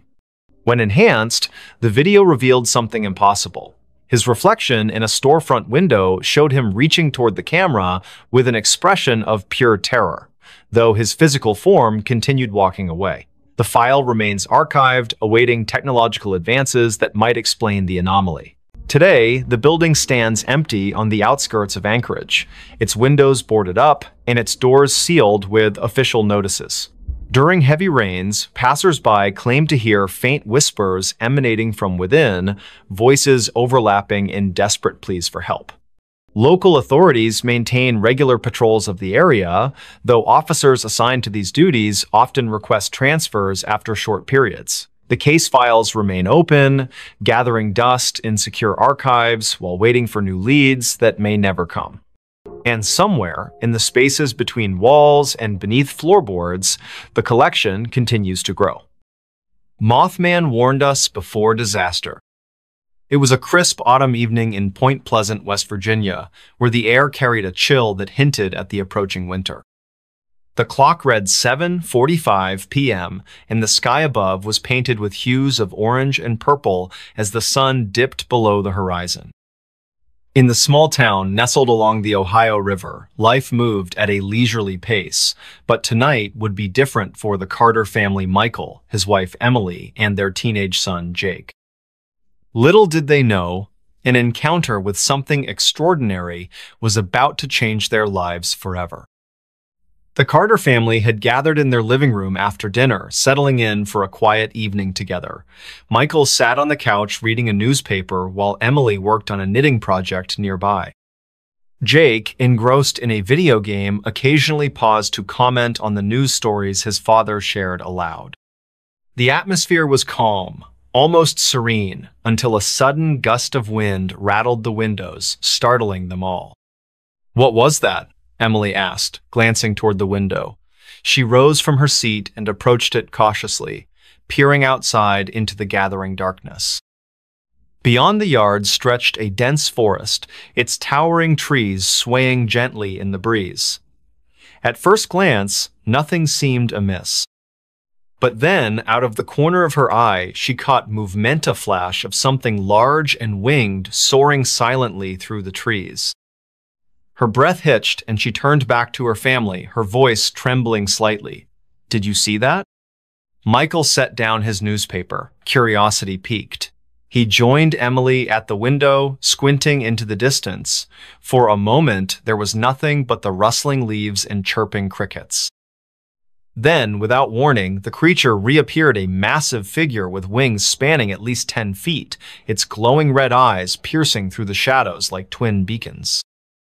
It hovered briefly before disappearing into the depths of the forest, leaving behind an unsettling silence. Jake dropped his controller, rushing over to join his parents at the window. "What was that thing?" he whispered, his voice filled with awe and fear. Michael shook his head, unable to offer an explanation. None of them had ever seen anything like it before. As they stood there, trying to process what they'd witnessed, a strange sensation settled over them, a feeling of being watched, as though unseen eyes lingered just beyond the tree line. Later that night, as the family prepared for bed, the memory of the winged creature continued to haunt them. Unable to shake the unease, Michael decided to do some research. He retrieved an old encyclopedia from the bookshelf and flipped through the pages, searching for any mention of similar sightings. To his surprise, he discovered references to a legendary entity known as the Mothmanna mysterious creature said to have appeared in Point Pleasant during the late 1960s, coinciding with a series of bizarre events culminating in a tragic disaster. The parallels between those accounts and their own experience were uncanny. The next morning, the Carters discussed their findings over breakfast. They agreed that the Mothman's reappearance couldn't be ignored. It felt like a warning, a sign of impending danger. Determined to uncover more information, they visited the local library where they met Mr. Jenkins, an elderly librarian who had lived in Point Pleasant for decades. His eyes widened when they mentioned the Mothman, and he nodded knowingly. "Ah, yes," he said solemnly. Many people dismissed it as mere folklore back then, but those who paid attention knew better. The Mothman always appears before tragedy strikes. His words sent shivers down their spines, but they pressed him for details. Mr. Jenkins recounted stories of other sightings of people describing the same glowing red eyes, the same silent flight, and the same ominous presence. He also spoke of the Silver Bridge collapse in 1967, which claimed the lives of 46 people, occurring shortly after the last reported sighting of the Mothman. The connection was undeniable, and the Carters left the library with a heavy sense of foreboding. Over the following days, strange occurrences began to unfold around Point Pleasant. Power outages plagued the town, leaving entire neighborhoods plunged into darkness. Strange noises echoed through the woods at night-low growls and haunting whispers that sent chills down the spines of anyone who heard them. Farmers reported livestock behaving erratically, refusing to enter certain areas near the riverbank. And then came the dreams-vivid nightmares plaguing each member of the Carter family, filled with images of collapsing structures and desperate screams. One evening, as the family sat together in the dim glow of candlelight due to another power outage, they heard a deafening screech that reverberated through the air, followed by the sound of flapping wings overhead. They rushed to the window, hearts pounding wildly, and saw the Mothman once again, this time perched atop a nearby telephone pole. Its red eyes locked onto theirs, staring intently as if delivering a final message. Without speaking, they understood the gravity of the situation. That night, the Carters made a decision. Packing only essentials, they left Point Pleasant, seeking refuge in a neighboring town. Days later, news broke of a catastrophic Eventa major bridge connecting Point Pleasant to Ohio had collapsed under mysterious circumstances, mirroring the tragedy of decades past. Scores of people lost their lives, and the town was left reeling in shock and grief. Though grateful for their escape, the Carters couldn't help but wonder about the Mothman's true nature. Was it a harbinger of doom, or a guardian trying to warn humanity of dangers yet unseen? Whatever the case, one thing was certain: their lives had been forever altered by the encounter. Even now, years later, whenever they hear the distant cry of birds or catch glimpses of shadows moving in the twilight, they pause and remember the glowing red eyes that saved them from disaster. In the end, the Carters learned to live with the knowledge that some mysteries are best left unanswered. Yet, deep down, they remain convinced that the Mothman is still out there watching, waiting, ready to deliver its warnings to those willing to listen. Next story. Where did the Willow Creek campers go? Tents found. No bodies. The forest was quiet when I arrived. Too quiet. The kind of silence that makes your skin crawl, like it's waiting for something to happen or someone to notice you're there. My name is Eleanor Carter, and I'm not a professional investigator. I don't wear trench coats or carry magnifying glasses, but I do have an insatiable curiosity about things most people would rather forget. And this case, this disappearance, had been gnawing at me since the day I first heard about it. It all started with a group of friends, 6 in total, who decided to spend their weekend camping in Willow Creek, a remote forest nestled deep within the Appalachian Mountains, known more for its isolation than anything else. It wasn't exactly a tourist hotspot, but it did attract adventurers looking for solitude. Or so they thought. Days after they vanished without a trace, rangers discovered their campsite intact, tents still standing, fireside embers glowing faintly as if someone had just walked away. There were no signs of struggle, no blood, no bodies, just eerie emptiness stretching out before us like an unsolvable puzzle. I joined the investigation not because I wanted answers, but because I needed them. For weeks, I pieced together fragments of information from locals, park rangers, and even some of the missing campers' families. What I uncovered chilled me to my core and left me questioning whether anyone should ever set foot in Willow Creek again. Willow Creek has always been shrouded in mystery. Even before the disappearances, stories whispered through the towns surrounding the forest spoke of strange lights flickering between the trees, voices calling names that weren't yours, and shadows moving where none should be. Some claimed it was cursed, others believed it housed spirits bound to the land by ancient rituals long forgotten. Whatever the truth, one thing was certain: Willow Creek didn't take kindly to visitors. The group of campers consisted of 4 men and 2 women, all in their late 20s. They were experienced outdoorsmen, well-prepared, and equipped with modern technology designed to keep them safe. Their plan was simple: hike into the heart of the forest, pitch their tents near a small clearing, and enjoy the tranquility of nature. Or so they thought. On the morning of their departure, a local ranger named Harold warned them against venturing too far into the woods. "You hear those stories," he said, pointing toward the dense canopy overhead. "People go in, but sometimes they don't come back." The campers laughed it off, dismissing his caution as folklore meant to scare tourists. Little did they know how right Harold would turn out to be. 5 days later, panic erupted when neither phone calls nor text messages reached the group. Concerned family members contacted the authorities, sparking a full-scale search operation. That's when the rangers found the campsite, what remained of it. When I arrived at the scene, the air hung heavy with unease.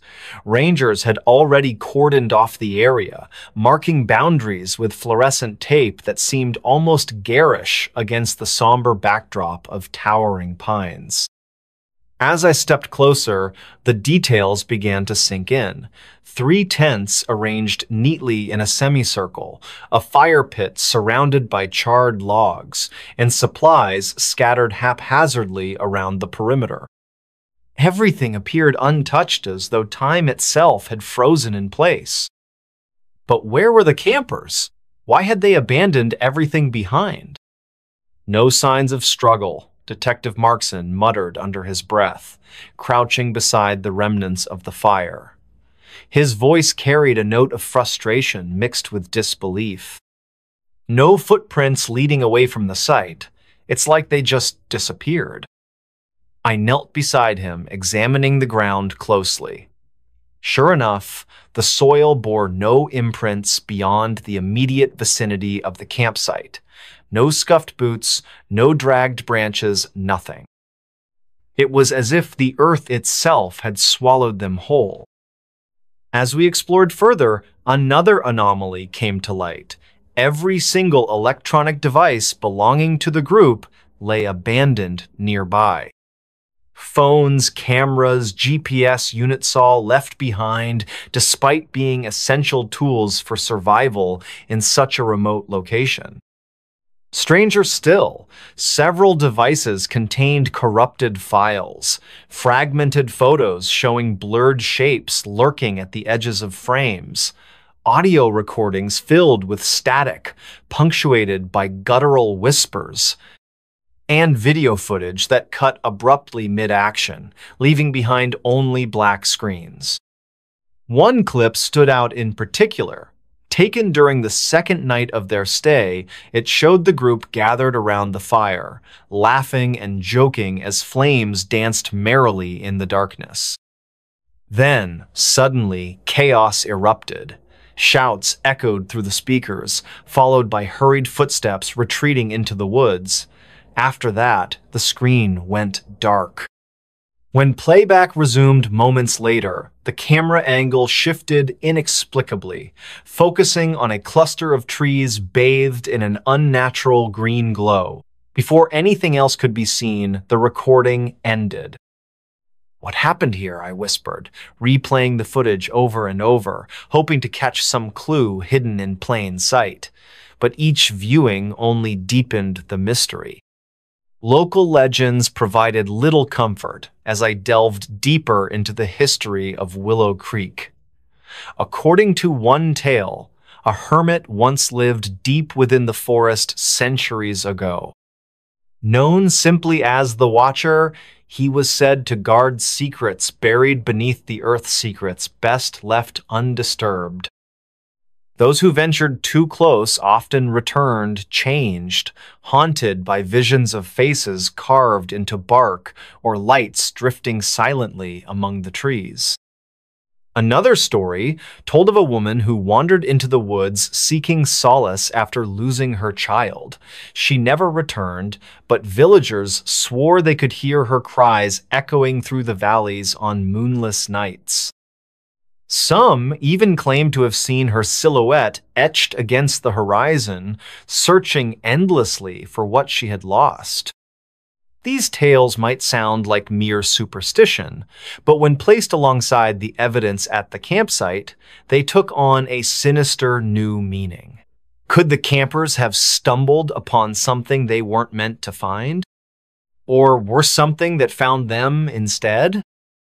To test these theories, I organized a small expedition into the forest myself, determined to retrace the campers' steps and uncover whatever force had claimed them. Alongside me traveled two fellow investigators, Sam, a seasoned tracker with years of experience navigating wilderness terrains, and Dr. Emily Chen, an anthropologist specializing in indigenous folklore. Our journey began uneventfully enough, following the same trail used by the missing group. At first, the forest seemed benign, picturesque expanse of verdant foliage swaying gently in the breeze. But as hours passed and twilight descended, the atmosphere shifted subtly yet unmistakably. The chirping of crickets grew louder, almost deafening, while the rustling of leaves became rhythmic, mimicking footsteps trailing behind us.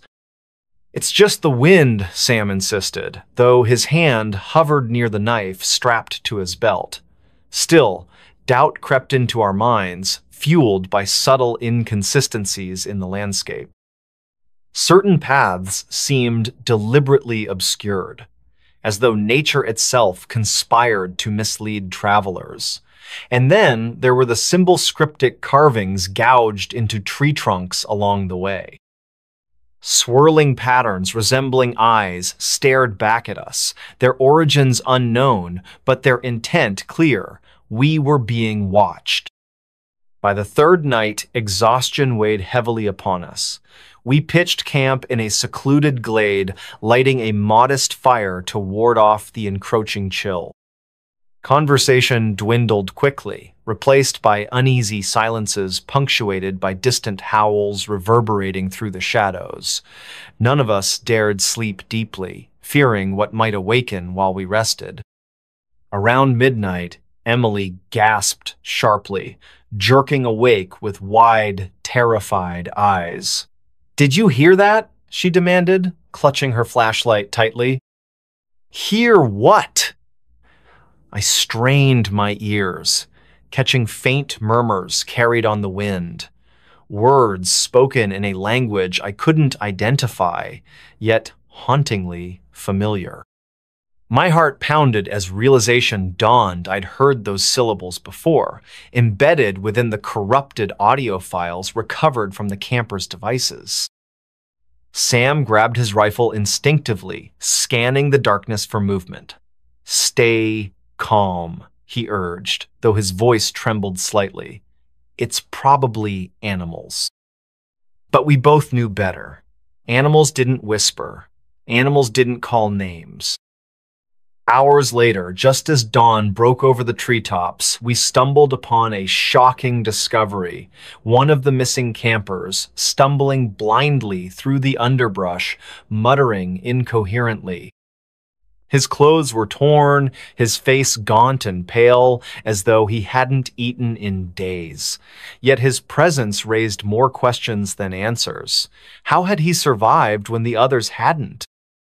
And why did he refuse to meet our gazes, staring fixedly past us as though seeing ghosts? "Where are the others?" I pressed, kneeling beside him. He flinched violently, recoiling as though burned. "They're gone," he rasped, clutching his head. "All of them, gone." Before he could elaborate, a low growl rippled through the forest, sending shivers down my spine. Turning slowly, I glimpsed movement beyond the tree-lined shapes shifting inhumanly, their forms indistinct yet menacing. And then, silence. That was the last time I saw Sam or Emily. One moment they were standing beside me, weapons drawn and ready to fight. The next, they were gone, swallowed whole by the shadows. I called out frantically, receiving only echoes in response. Panic clawed at my chest, urging me to flee it, which direction led to safety. Clutching my flashlight like a lifeline, I pressed onward, driven by desperation and dread. Hours or perhaps minutes passed in limbo until I reached a clearing bathed in an otherworldly luminescence. At its center stood a massive oak tree, its trunk adorned with carvings identical to those we'd encountered earlier.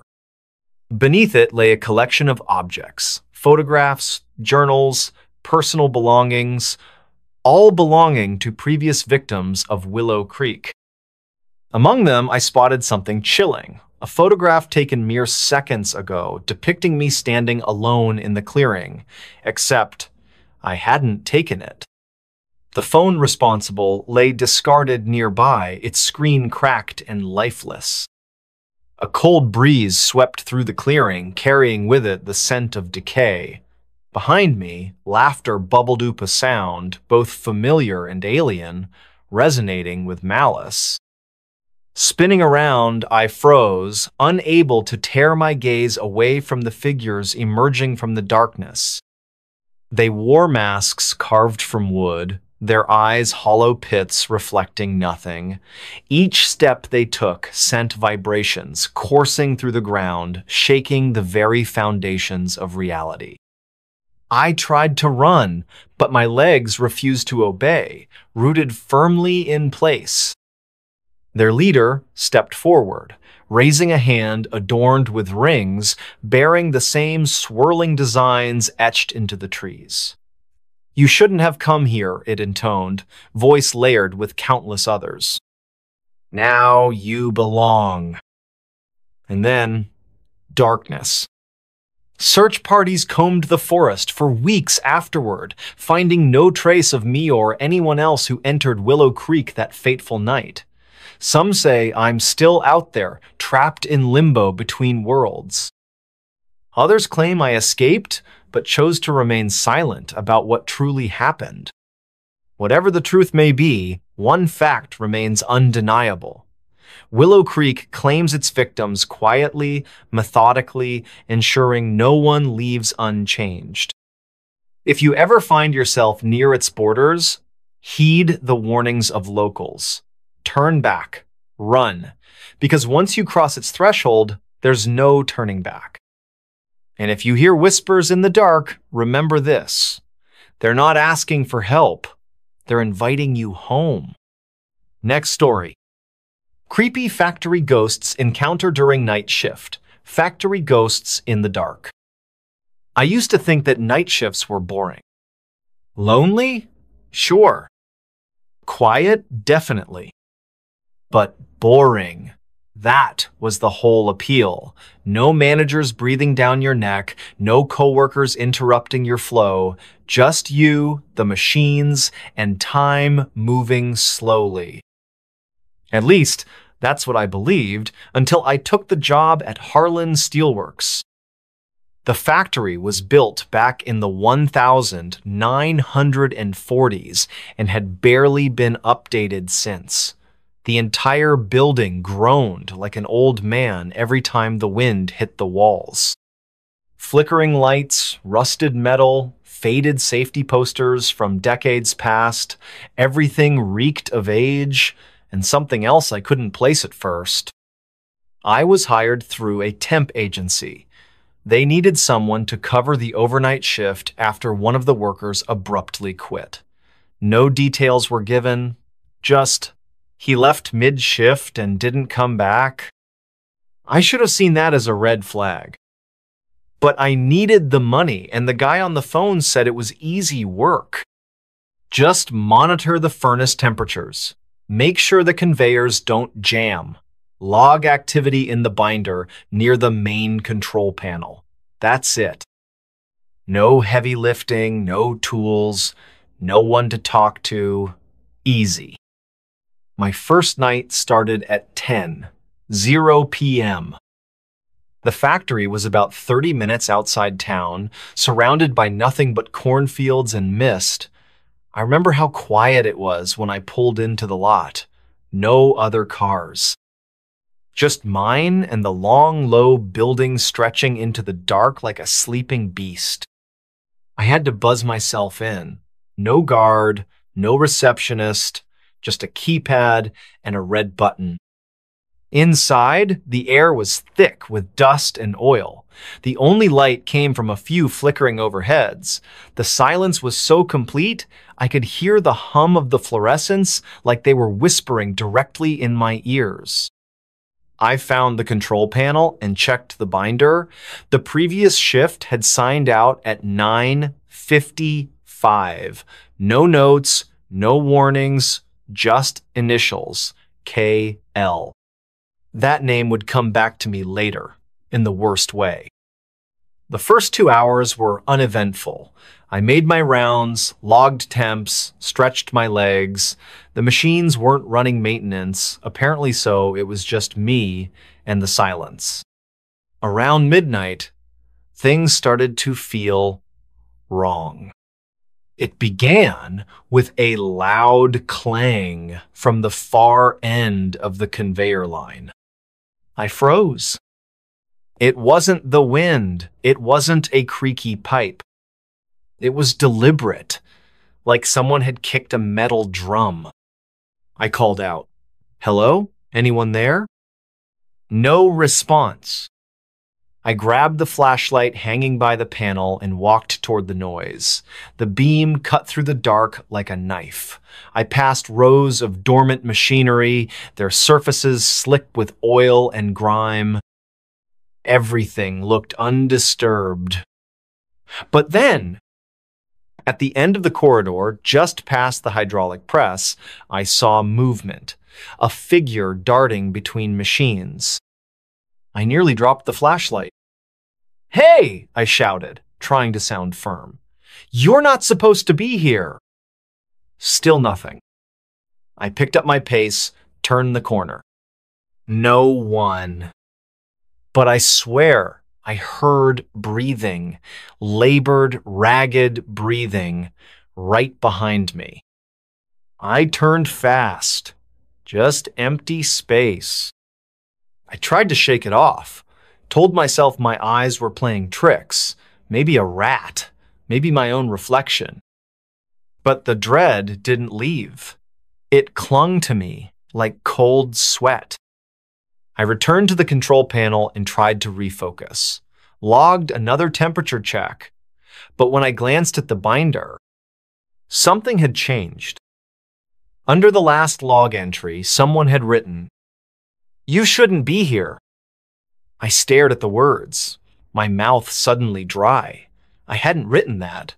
I was alone.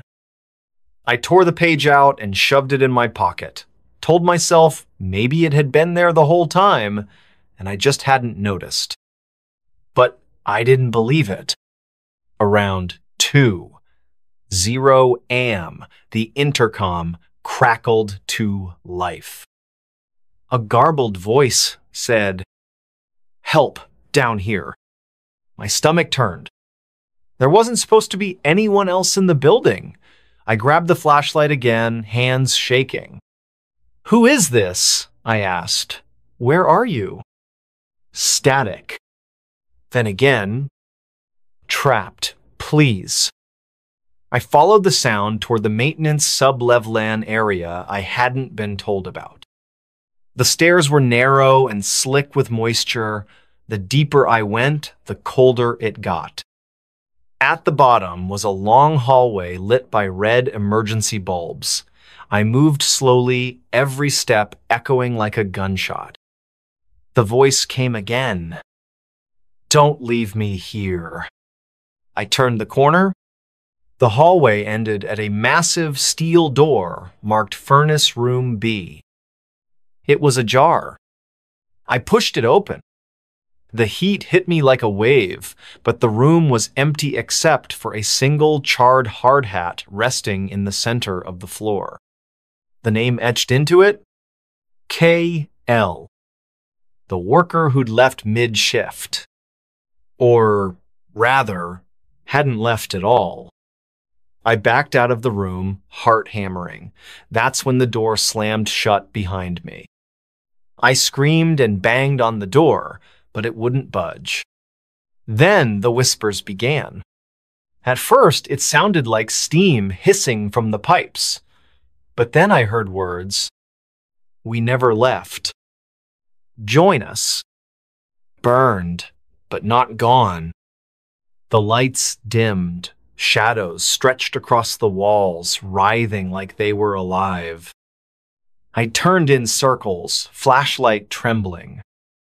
And that's when I saw them. Figures emerging from the darkness, half-formed, their bodies blackened and twisted. Faces melted, eyes hollow. They moved slowly, dragging themselves toward me with jerky, unnatural movements. I screamed, ran. I don't remember how I escaped the sublevel. Somehow, I made it back to the control panel. I grabbed my keys, my bag, and bolted out the front door into the rain. When I looked back, the lights in the factory windows were all off, except one, up on the second floor. And in that window, I saw a silhouette watching me. It raised a hand and waved.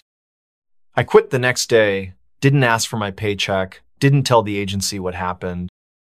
A week later, I saw a news article. Temporary worker vanishes during night shift at Harlan Steelworks. A new guy, hired to cover my old spot. They never found him. And the factory? Still operational. Still hiring. But some nights, when I'm driving past those cornfields, I swear I see smoke rising from the roof. And if I roll down the window, I can still hear the whispers. We never left. Do you believe in ghosts now? Because I didn't. Until I met them. Next story. The small town that forgot it existed. I never thought I'd stumble into something so unnatural.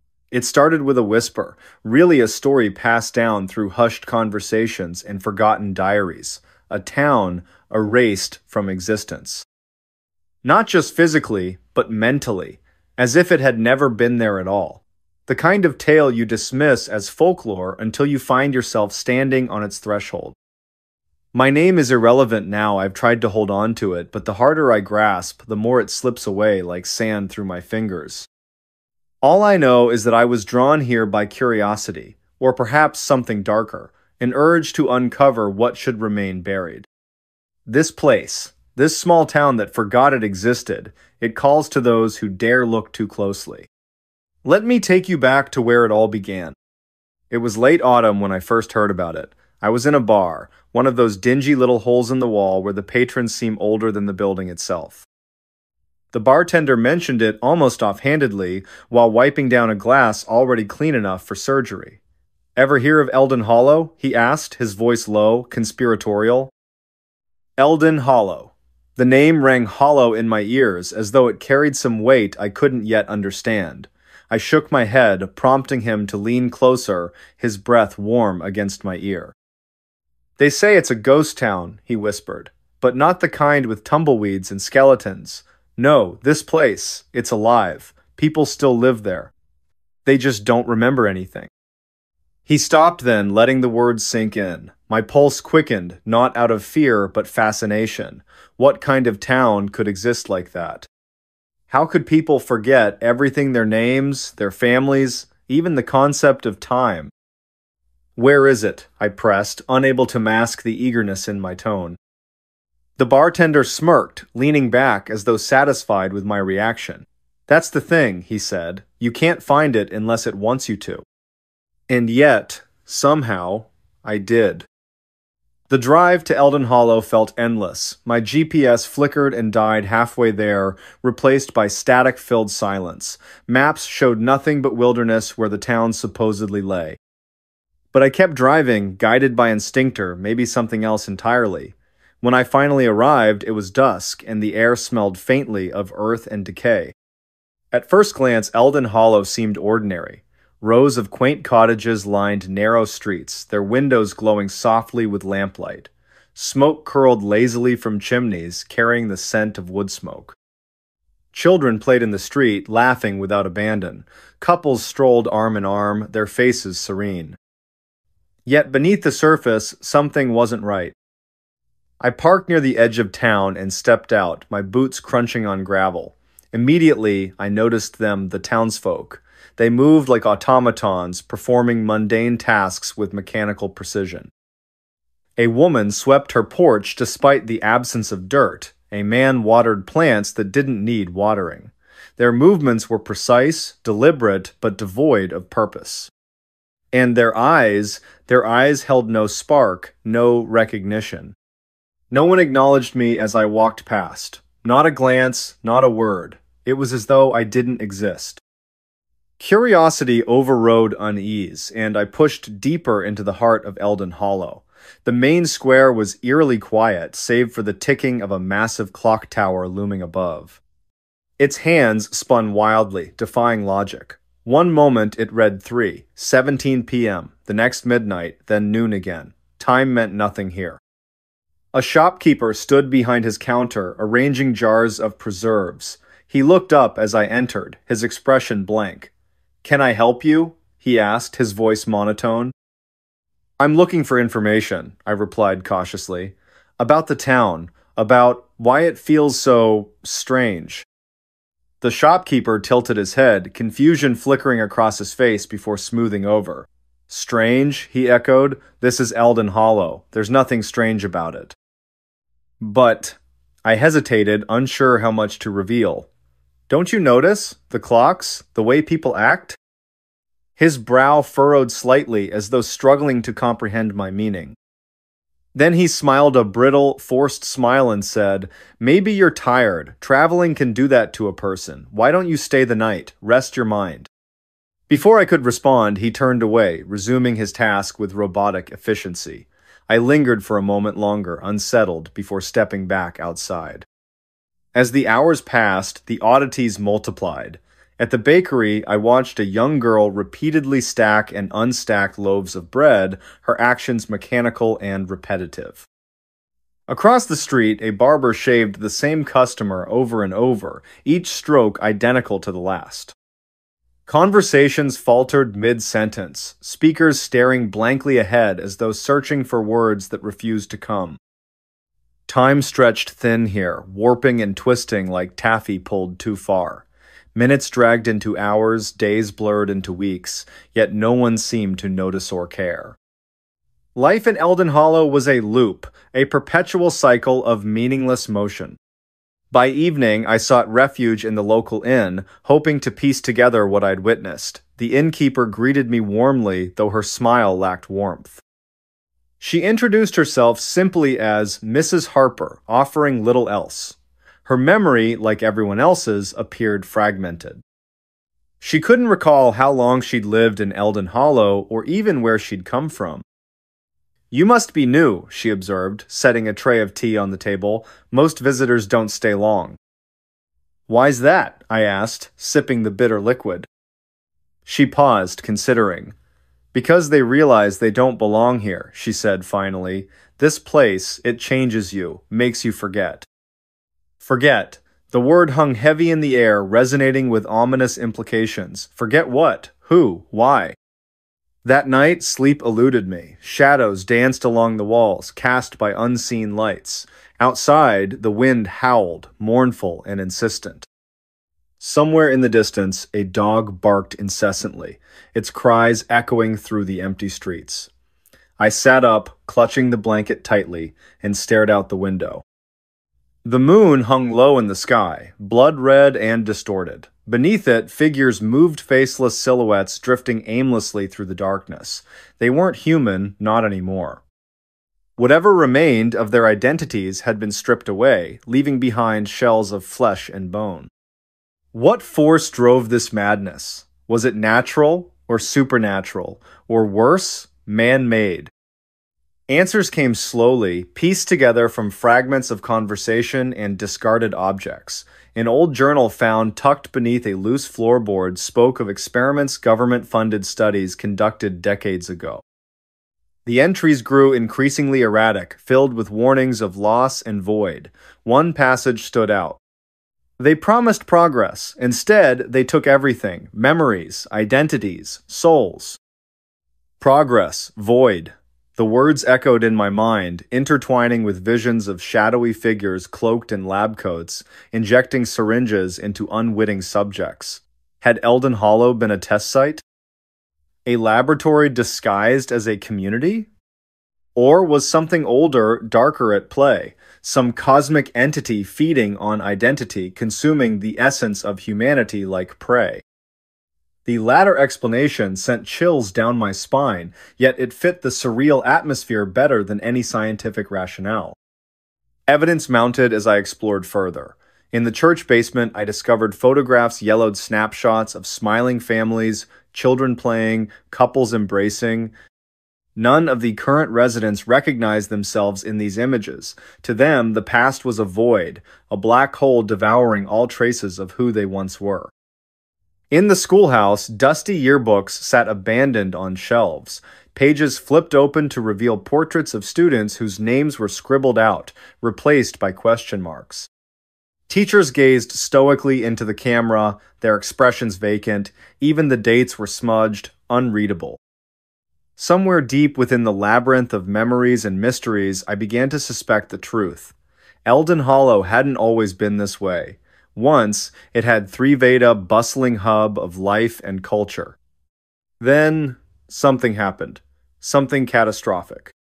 Days or perhaps weeks passed in a haze. My own grip on reality weakened as I delved deeper into the town's secrets. Faces became familiar, yet unfamiliar. Voices whispered in my ear, urging me to join them, to let go of my burdens. One morning, I woke to find myself standing in front of a mirror. My reflection stared back, distorted and wrong. My hair had grown longer, my skin paler. Lines creased my forehead, etched deep by stress and uncertainty. Most disturbing of all, my eyes, they mirrored the emptiness I'd seen in the townsfolk. Had I started forgetting too? Panic set in as I realized the truth. Eldon Hollow wasn't just affecting its inhabitants, it consumed outsiders as well. The longer I stayed, the more pieces of my identity slipped away. Names, dates, places all reduced to ash in the furnace of oblivion.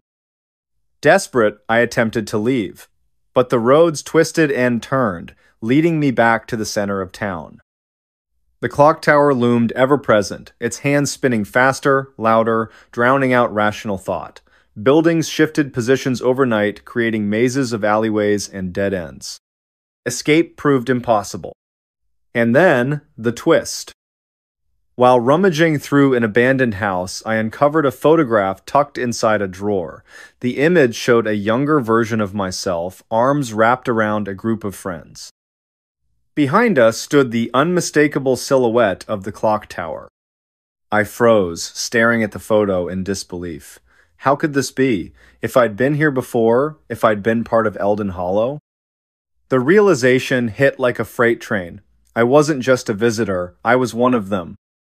Time collapsed in on itself after that. Days blended into nights, minutes stretched into eternity.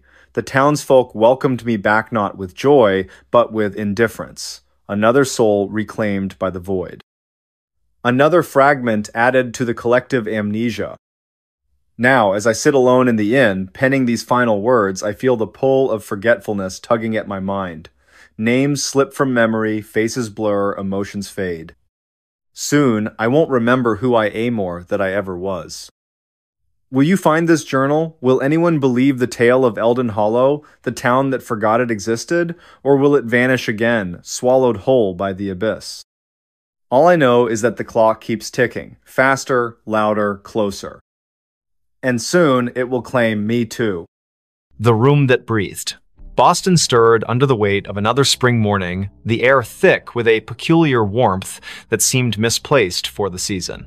Daniel Harris stood on the cracked sidewalk outside number 17 Marlborough Street, his fingers tracing the edge of an old brass key in his pocket. The building before him loomed like a forgotten sentinel, its red brick facade darkened by decades of Boston winters and neglect. Across the street, Victoria Evans leaned against her parked car, arms crossed tightly across her chest as she watched Daniel approach the entrance. The neighborhood was waking up slowly, curtains twitching in nearby windows as residents observed the newcomers. Michael Parker emerged from the alley beside the building, his camera slung around his neck, capturing the uneven angles of the structure with professional precision. "This place gives me the creeps," he muttered, though his lens stayed trained on the upper floors, where shadows seemed to move independently of the rising Sunday. Daniel's footsteps echoed hollowly as he climbed the worn stone steps to the front door. The wood beneath his feet felt spongy, yielding slightly with each step. He paused at the threshold, glancing back at his companions. Victoria gave him a tight smile while Michael adjusted his camera settings, seemingly oblivious to the faint scraping sound coming from somewhere deep within the building. The key turned with unexpected ease, revealing a vestibule that smelled of damp paper and something else. Something metallic and sharp. Inside, the air was unnaturally still, as if the house itself was holding its breath. Dust motes hung suspended in shafts of weak morning light that filtered through grimy windows. To their left, a staircase spiraled upward into darkness, its banister wrapped in layers of peeling paint. Directly ahead, a hallway stretched toward the rear of the building, lined with doors that seemed to lean inward as if drawn by some invisible force. The wallpaper, once elegant, now peeled away in long strips that curled toward the floor like dead leaves.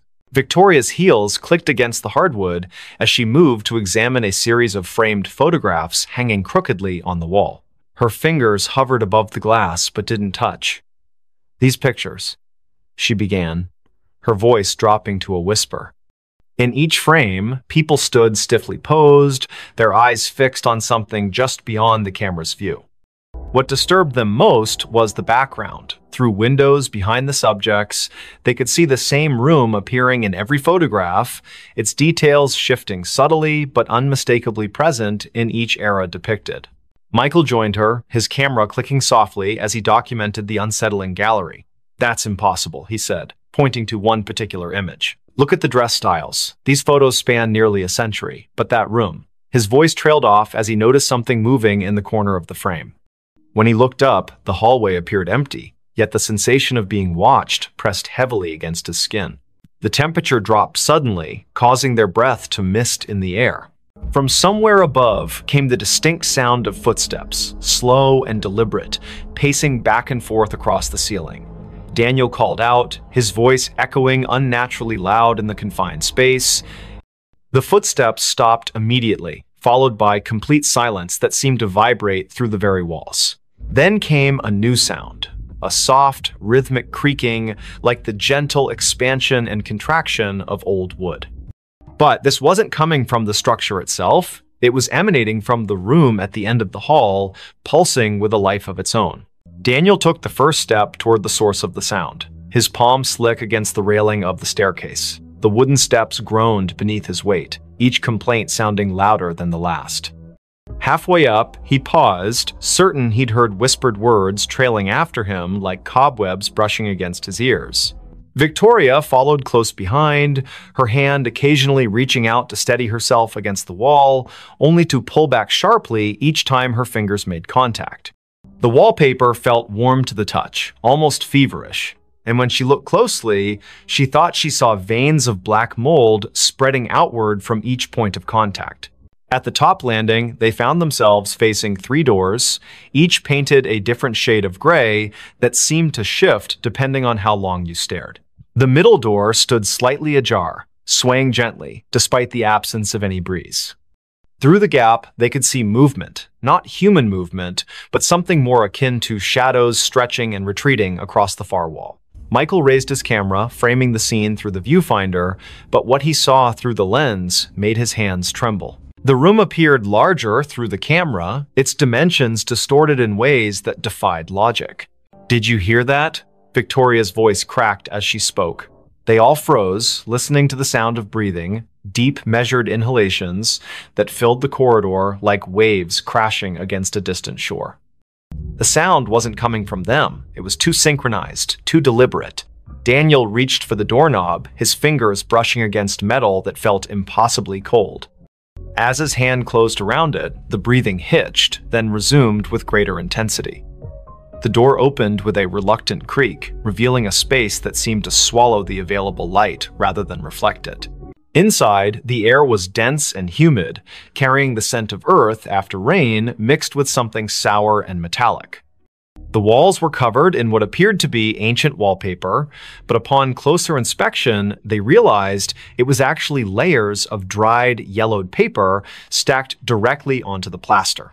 Pages upon pages of handwritten text, fragments of letters and drawings pressed together like geological strata. Some sections seemed to ripple when touched, as if the surface retained some vestige of life. In the center of the room stood an antique writing desk, its surface stained with ink blots that had long since dried black.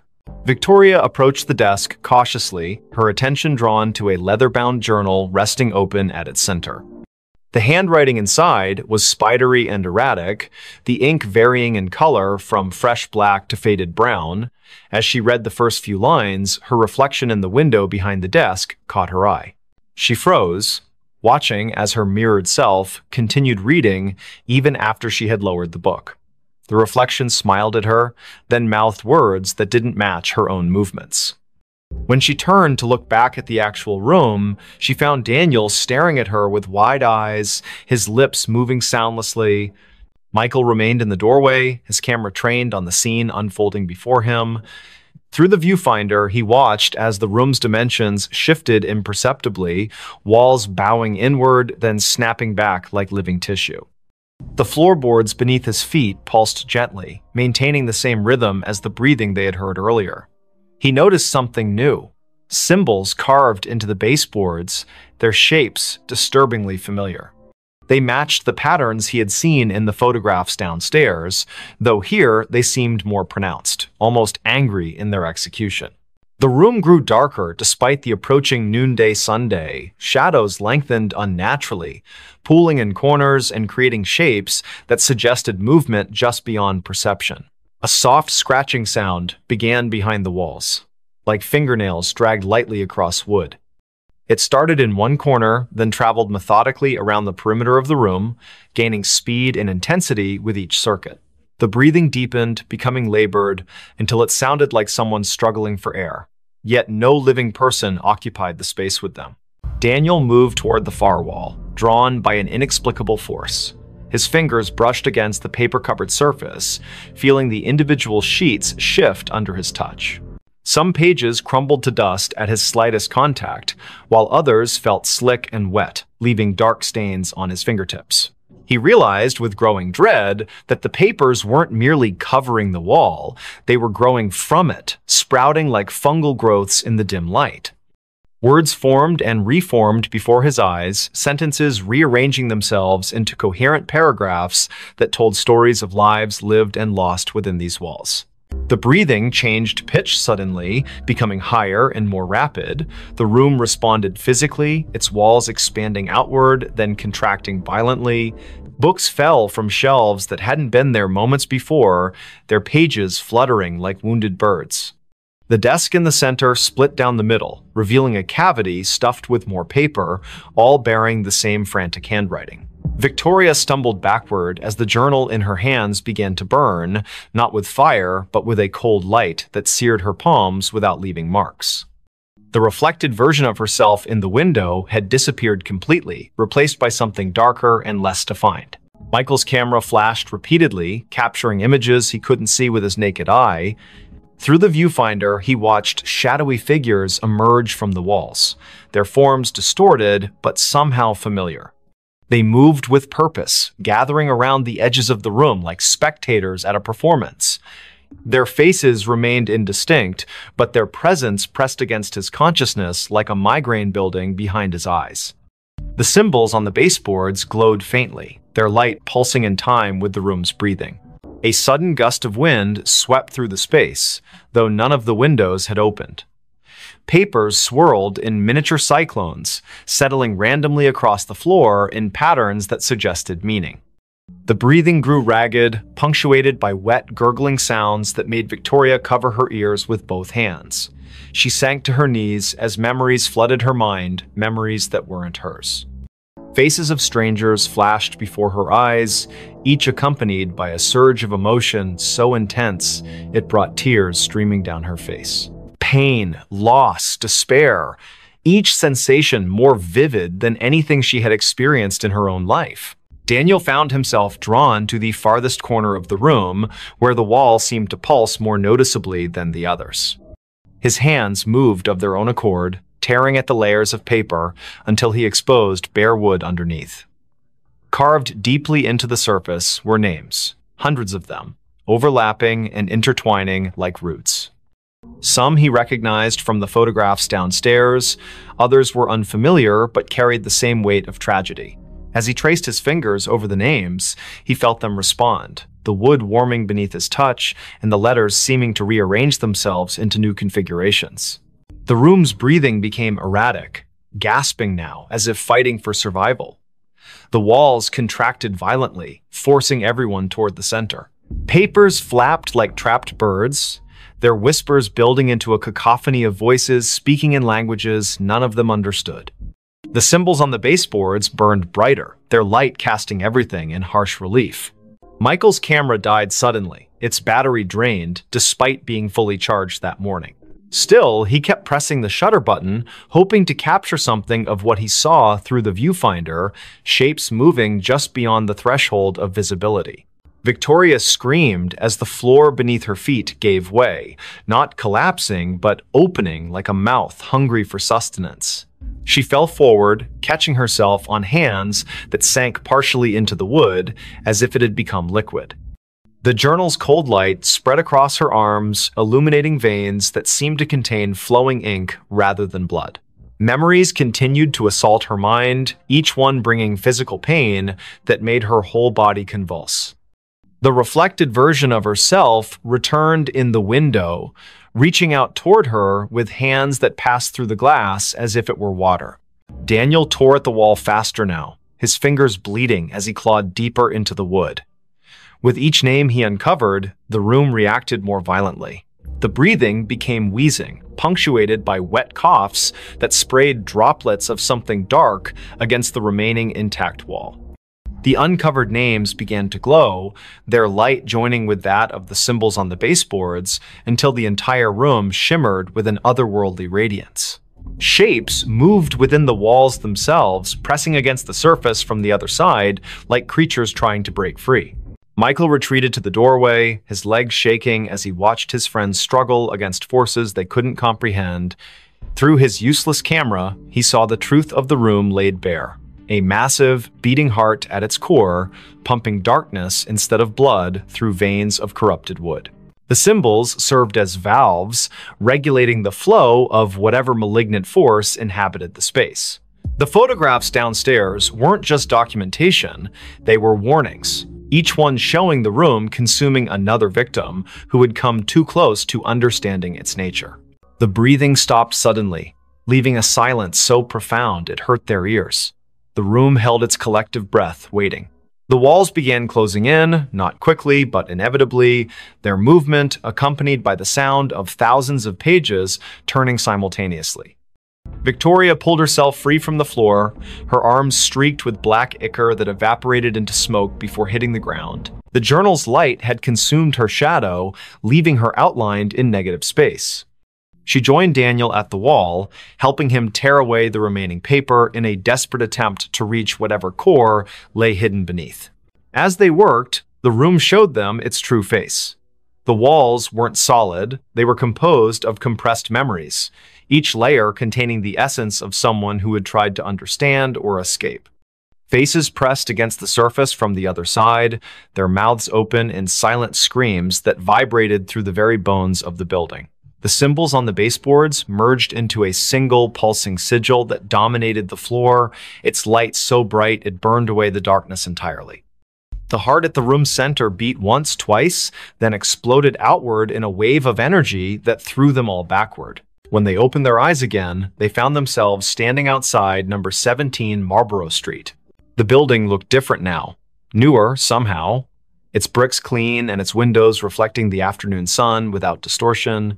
A young couple walked past them, discussing plans to renovate the upstairs apartment. Daniel reached into his pocket for the brass key, but found only lint. Michael's camera hung heavy around his neck, its memory card wiped clean. Victoria's hands bore no marks, though she could still feel the phantom burn of ink-filled veins beneath her skin. They never spoke about what happened inside the room. Each carried their own piece of its secret, buried deep where it couldn't consume them completely. Sometimes, late at night, Daniel would wake to the sound of breathing coming from his closet. Michael developed a habit of taking long detours to avoid walking past 17 Marlborough Street. Victoria found herself drawn to old journals and letters, unable to resist the urge to document everything she encountered. The room had marked them, claimed part of their essence, and though they had escaped its physical confines, its influence followed them like a shadow that refused to dissipate. Weeks later, during another unseasonably warm spring morning, a new set of tenants moved into the building. They marveled at how well-preserved the old place was, how the upstairs apartment seemed to breathe with a life of its own. In the main bedroom, they discovered an antique writing desk with a leather-bound journal resting open at its center. The first tenant to touch it felt a surge of inspiration so powerful it brought tears to her eyes. She began writing immediately, her pen moving across the page with a will that wasn't entirely her own. Outside, the wind picked up, carrying with it the faint sound of pages turning and the gentle, measured breathing of something that had waited patiently for new voices to add to its collection. Don't just watch in the dark, click subscribe, like, and join now. Before we begin, tell me, where are you listening from and what time is it there? The Book That Called Me. The streets of Chicago were slick with rain, reflecting the dim orange glow of streetlights like shattered mirrors. It was 5 in the morning, and the city seemed to hold its breath under a heavy sky streaked with gray clouds. The storm had rolled in from Lake Michigan without warning, drenching everything in sight. Victoria Evans stood on the corner of Wabash Avenue, clutching her coat tighter around herself as she waited for the traffic light to change. She hated mornings like this, cold, wet, and eerily quiet, but her job at the library demanded punctuality. Victoria worked at Harold Washington Library Center, a towering structure that loomed over South State Street like some ancient sentinel. The building's glass facade shimmered faintly in the pre-dawn gloom, catching the occasional flash of lightning that lit up the horizon. As she approached the entrance, her shoes squelching against the wet pavement, she noticed something odd, a single book lying face down on the steps leading up to the main doors. Its cover was dark, almost black, and water pooled around it in tiny rivulets. No one else was around. The security guard, who usually manned the early shift, hadn't arrived yet. She hesitated for a moment before picking it up. The book felt heavier than it should have been, its pages damp but not entirely soaked through. There was no title on the spine or cover, just an embossed pattern of swirling lines that seemed to shift slightly when viewed from different angles. A shiver ran down her spine, though she couldn't say why. Maybe it was the way the book felt. Alive somehow, pulsing faintly in her hands. Still, curiosity got the better of her. She tucked it under her arm and pushed open the heavy glass door. Inside, the library was silent except for the faint hum of fluorescent lights overhead. Rows upon rows of shelves stretched out into shadowy corners, their contents neatly organized, yet somehow foreboding in the dim light. Victoria made her way to the circulation desk near the center of the atrium, setting the book down carefully, as if afraid it might bite. Her fingers lingered on the cover for a second longer than necessary before she pulled them away abruptly. Something about it unsettled her deeply, though she couldn't put her finger on what exactly it was. Her co-worker, Daniel Harris, arrived shortly after, yawning loudly as he shuffled toward the desk. He was tall and lanky, with messy brown hair that stuck out in all directions despite his best efforts to tame it. "Morning, Vic," he muttered, glancing briefly at the book before shrugging. "What's this?" "I found it outside," Victoria replied, keeping her voice low so as not to disturb the stillness. "It doesn't have a title or anything." Daniel raised an eyebrow but didn't comment further. Instead, he reached out to touch the book, his hand hovering above it for a moment before making contact. His expression changed instantly from mild curiosity to outright alarm. "Whoa, this thing is freezing." Victoria nodded, though she hadn't thought much of the temperature earlier. Now that Daniel mentioned it, the air around the book did seem colder, almost unnaturally so. She watched as he flipped it open cautiously, revealing blank pages that looked yellowed with age despite being completely dry, or at least they appeared blank at first glance. When Daniel tilted the book slightly toward the light, faint words began to emerge, written in ink that shimmered like oil slicks. They weren't English or any language Victoria recognized, but the shapes twisted and writhed across the page, as if trying to escape the confines of the paper. "This is messed up," Daniel whispered, snapping the book shut quickly. He glanced around nervously, as if expecting someone or something to appear from the shadows. "We should probably report this to management." But Victoria shook her head firmly. "Not yet. Let me look at it again." She wasn't sure why, but the book called to her in a way she couldn't explain. It wasn't just curiosity anymore, it was compulsion, a gnawing need to understand what lay within those shifting symbols. Reluctantly, Daniel handed it back to her, muttering something about coffee before disappearing into the staff lounge. Alone now, Victoria opened the book once more. This time, the sensation was stronger, the weight of unseen eyes watching her every move.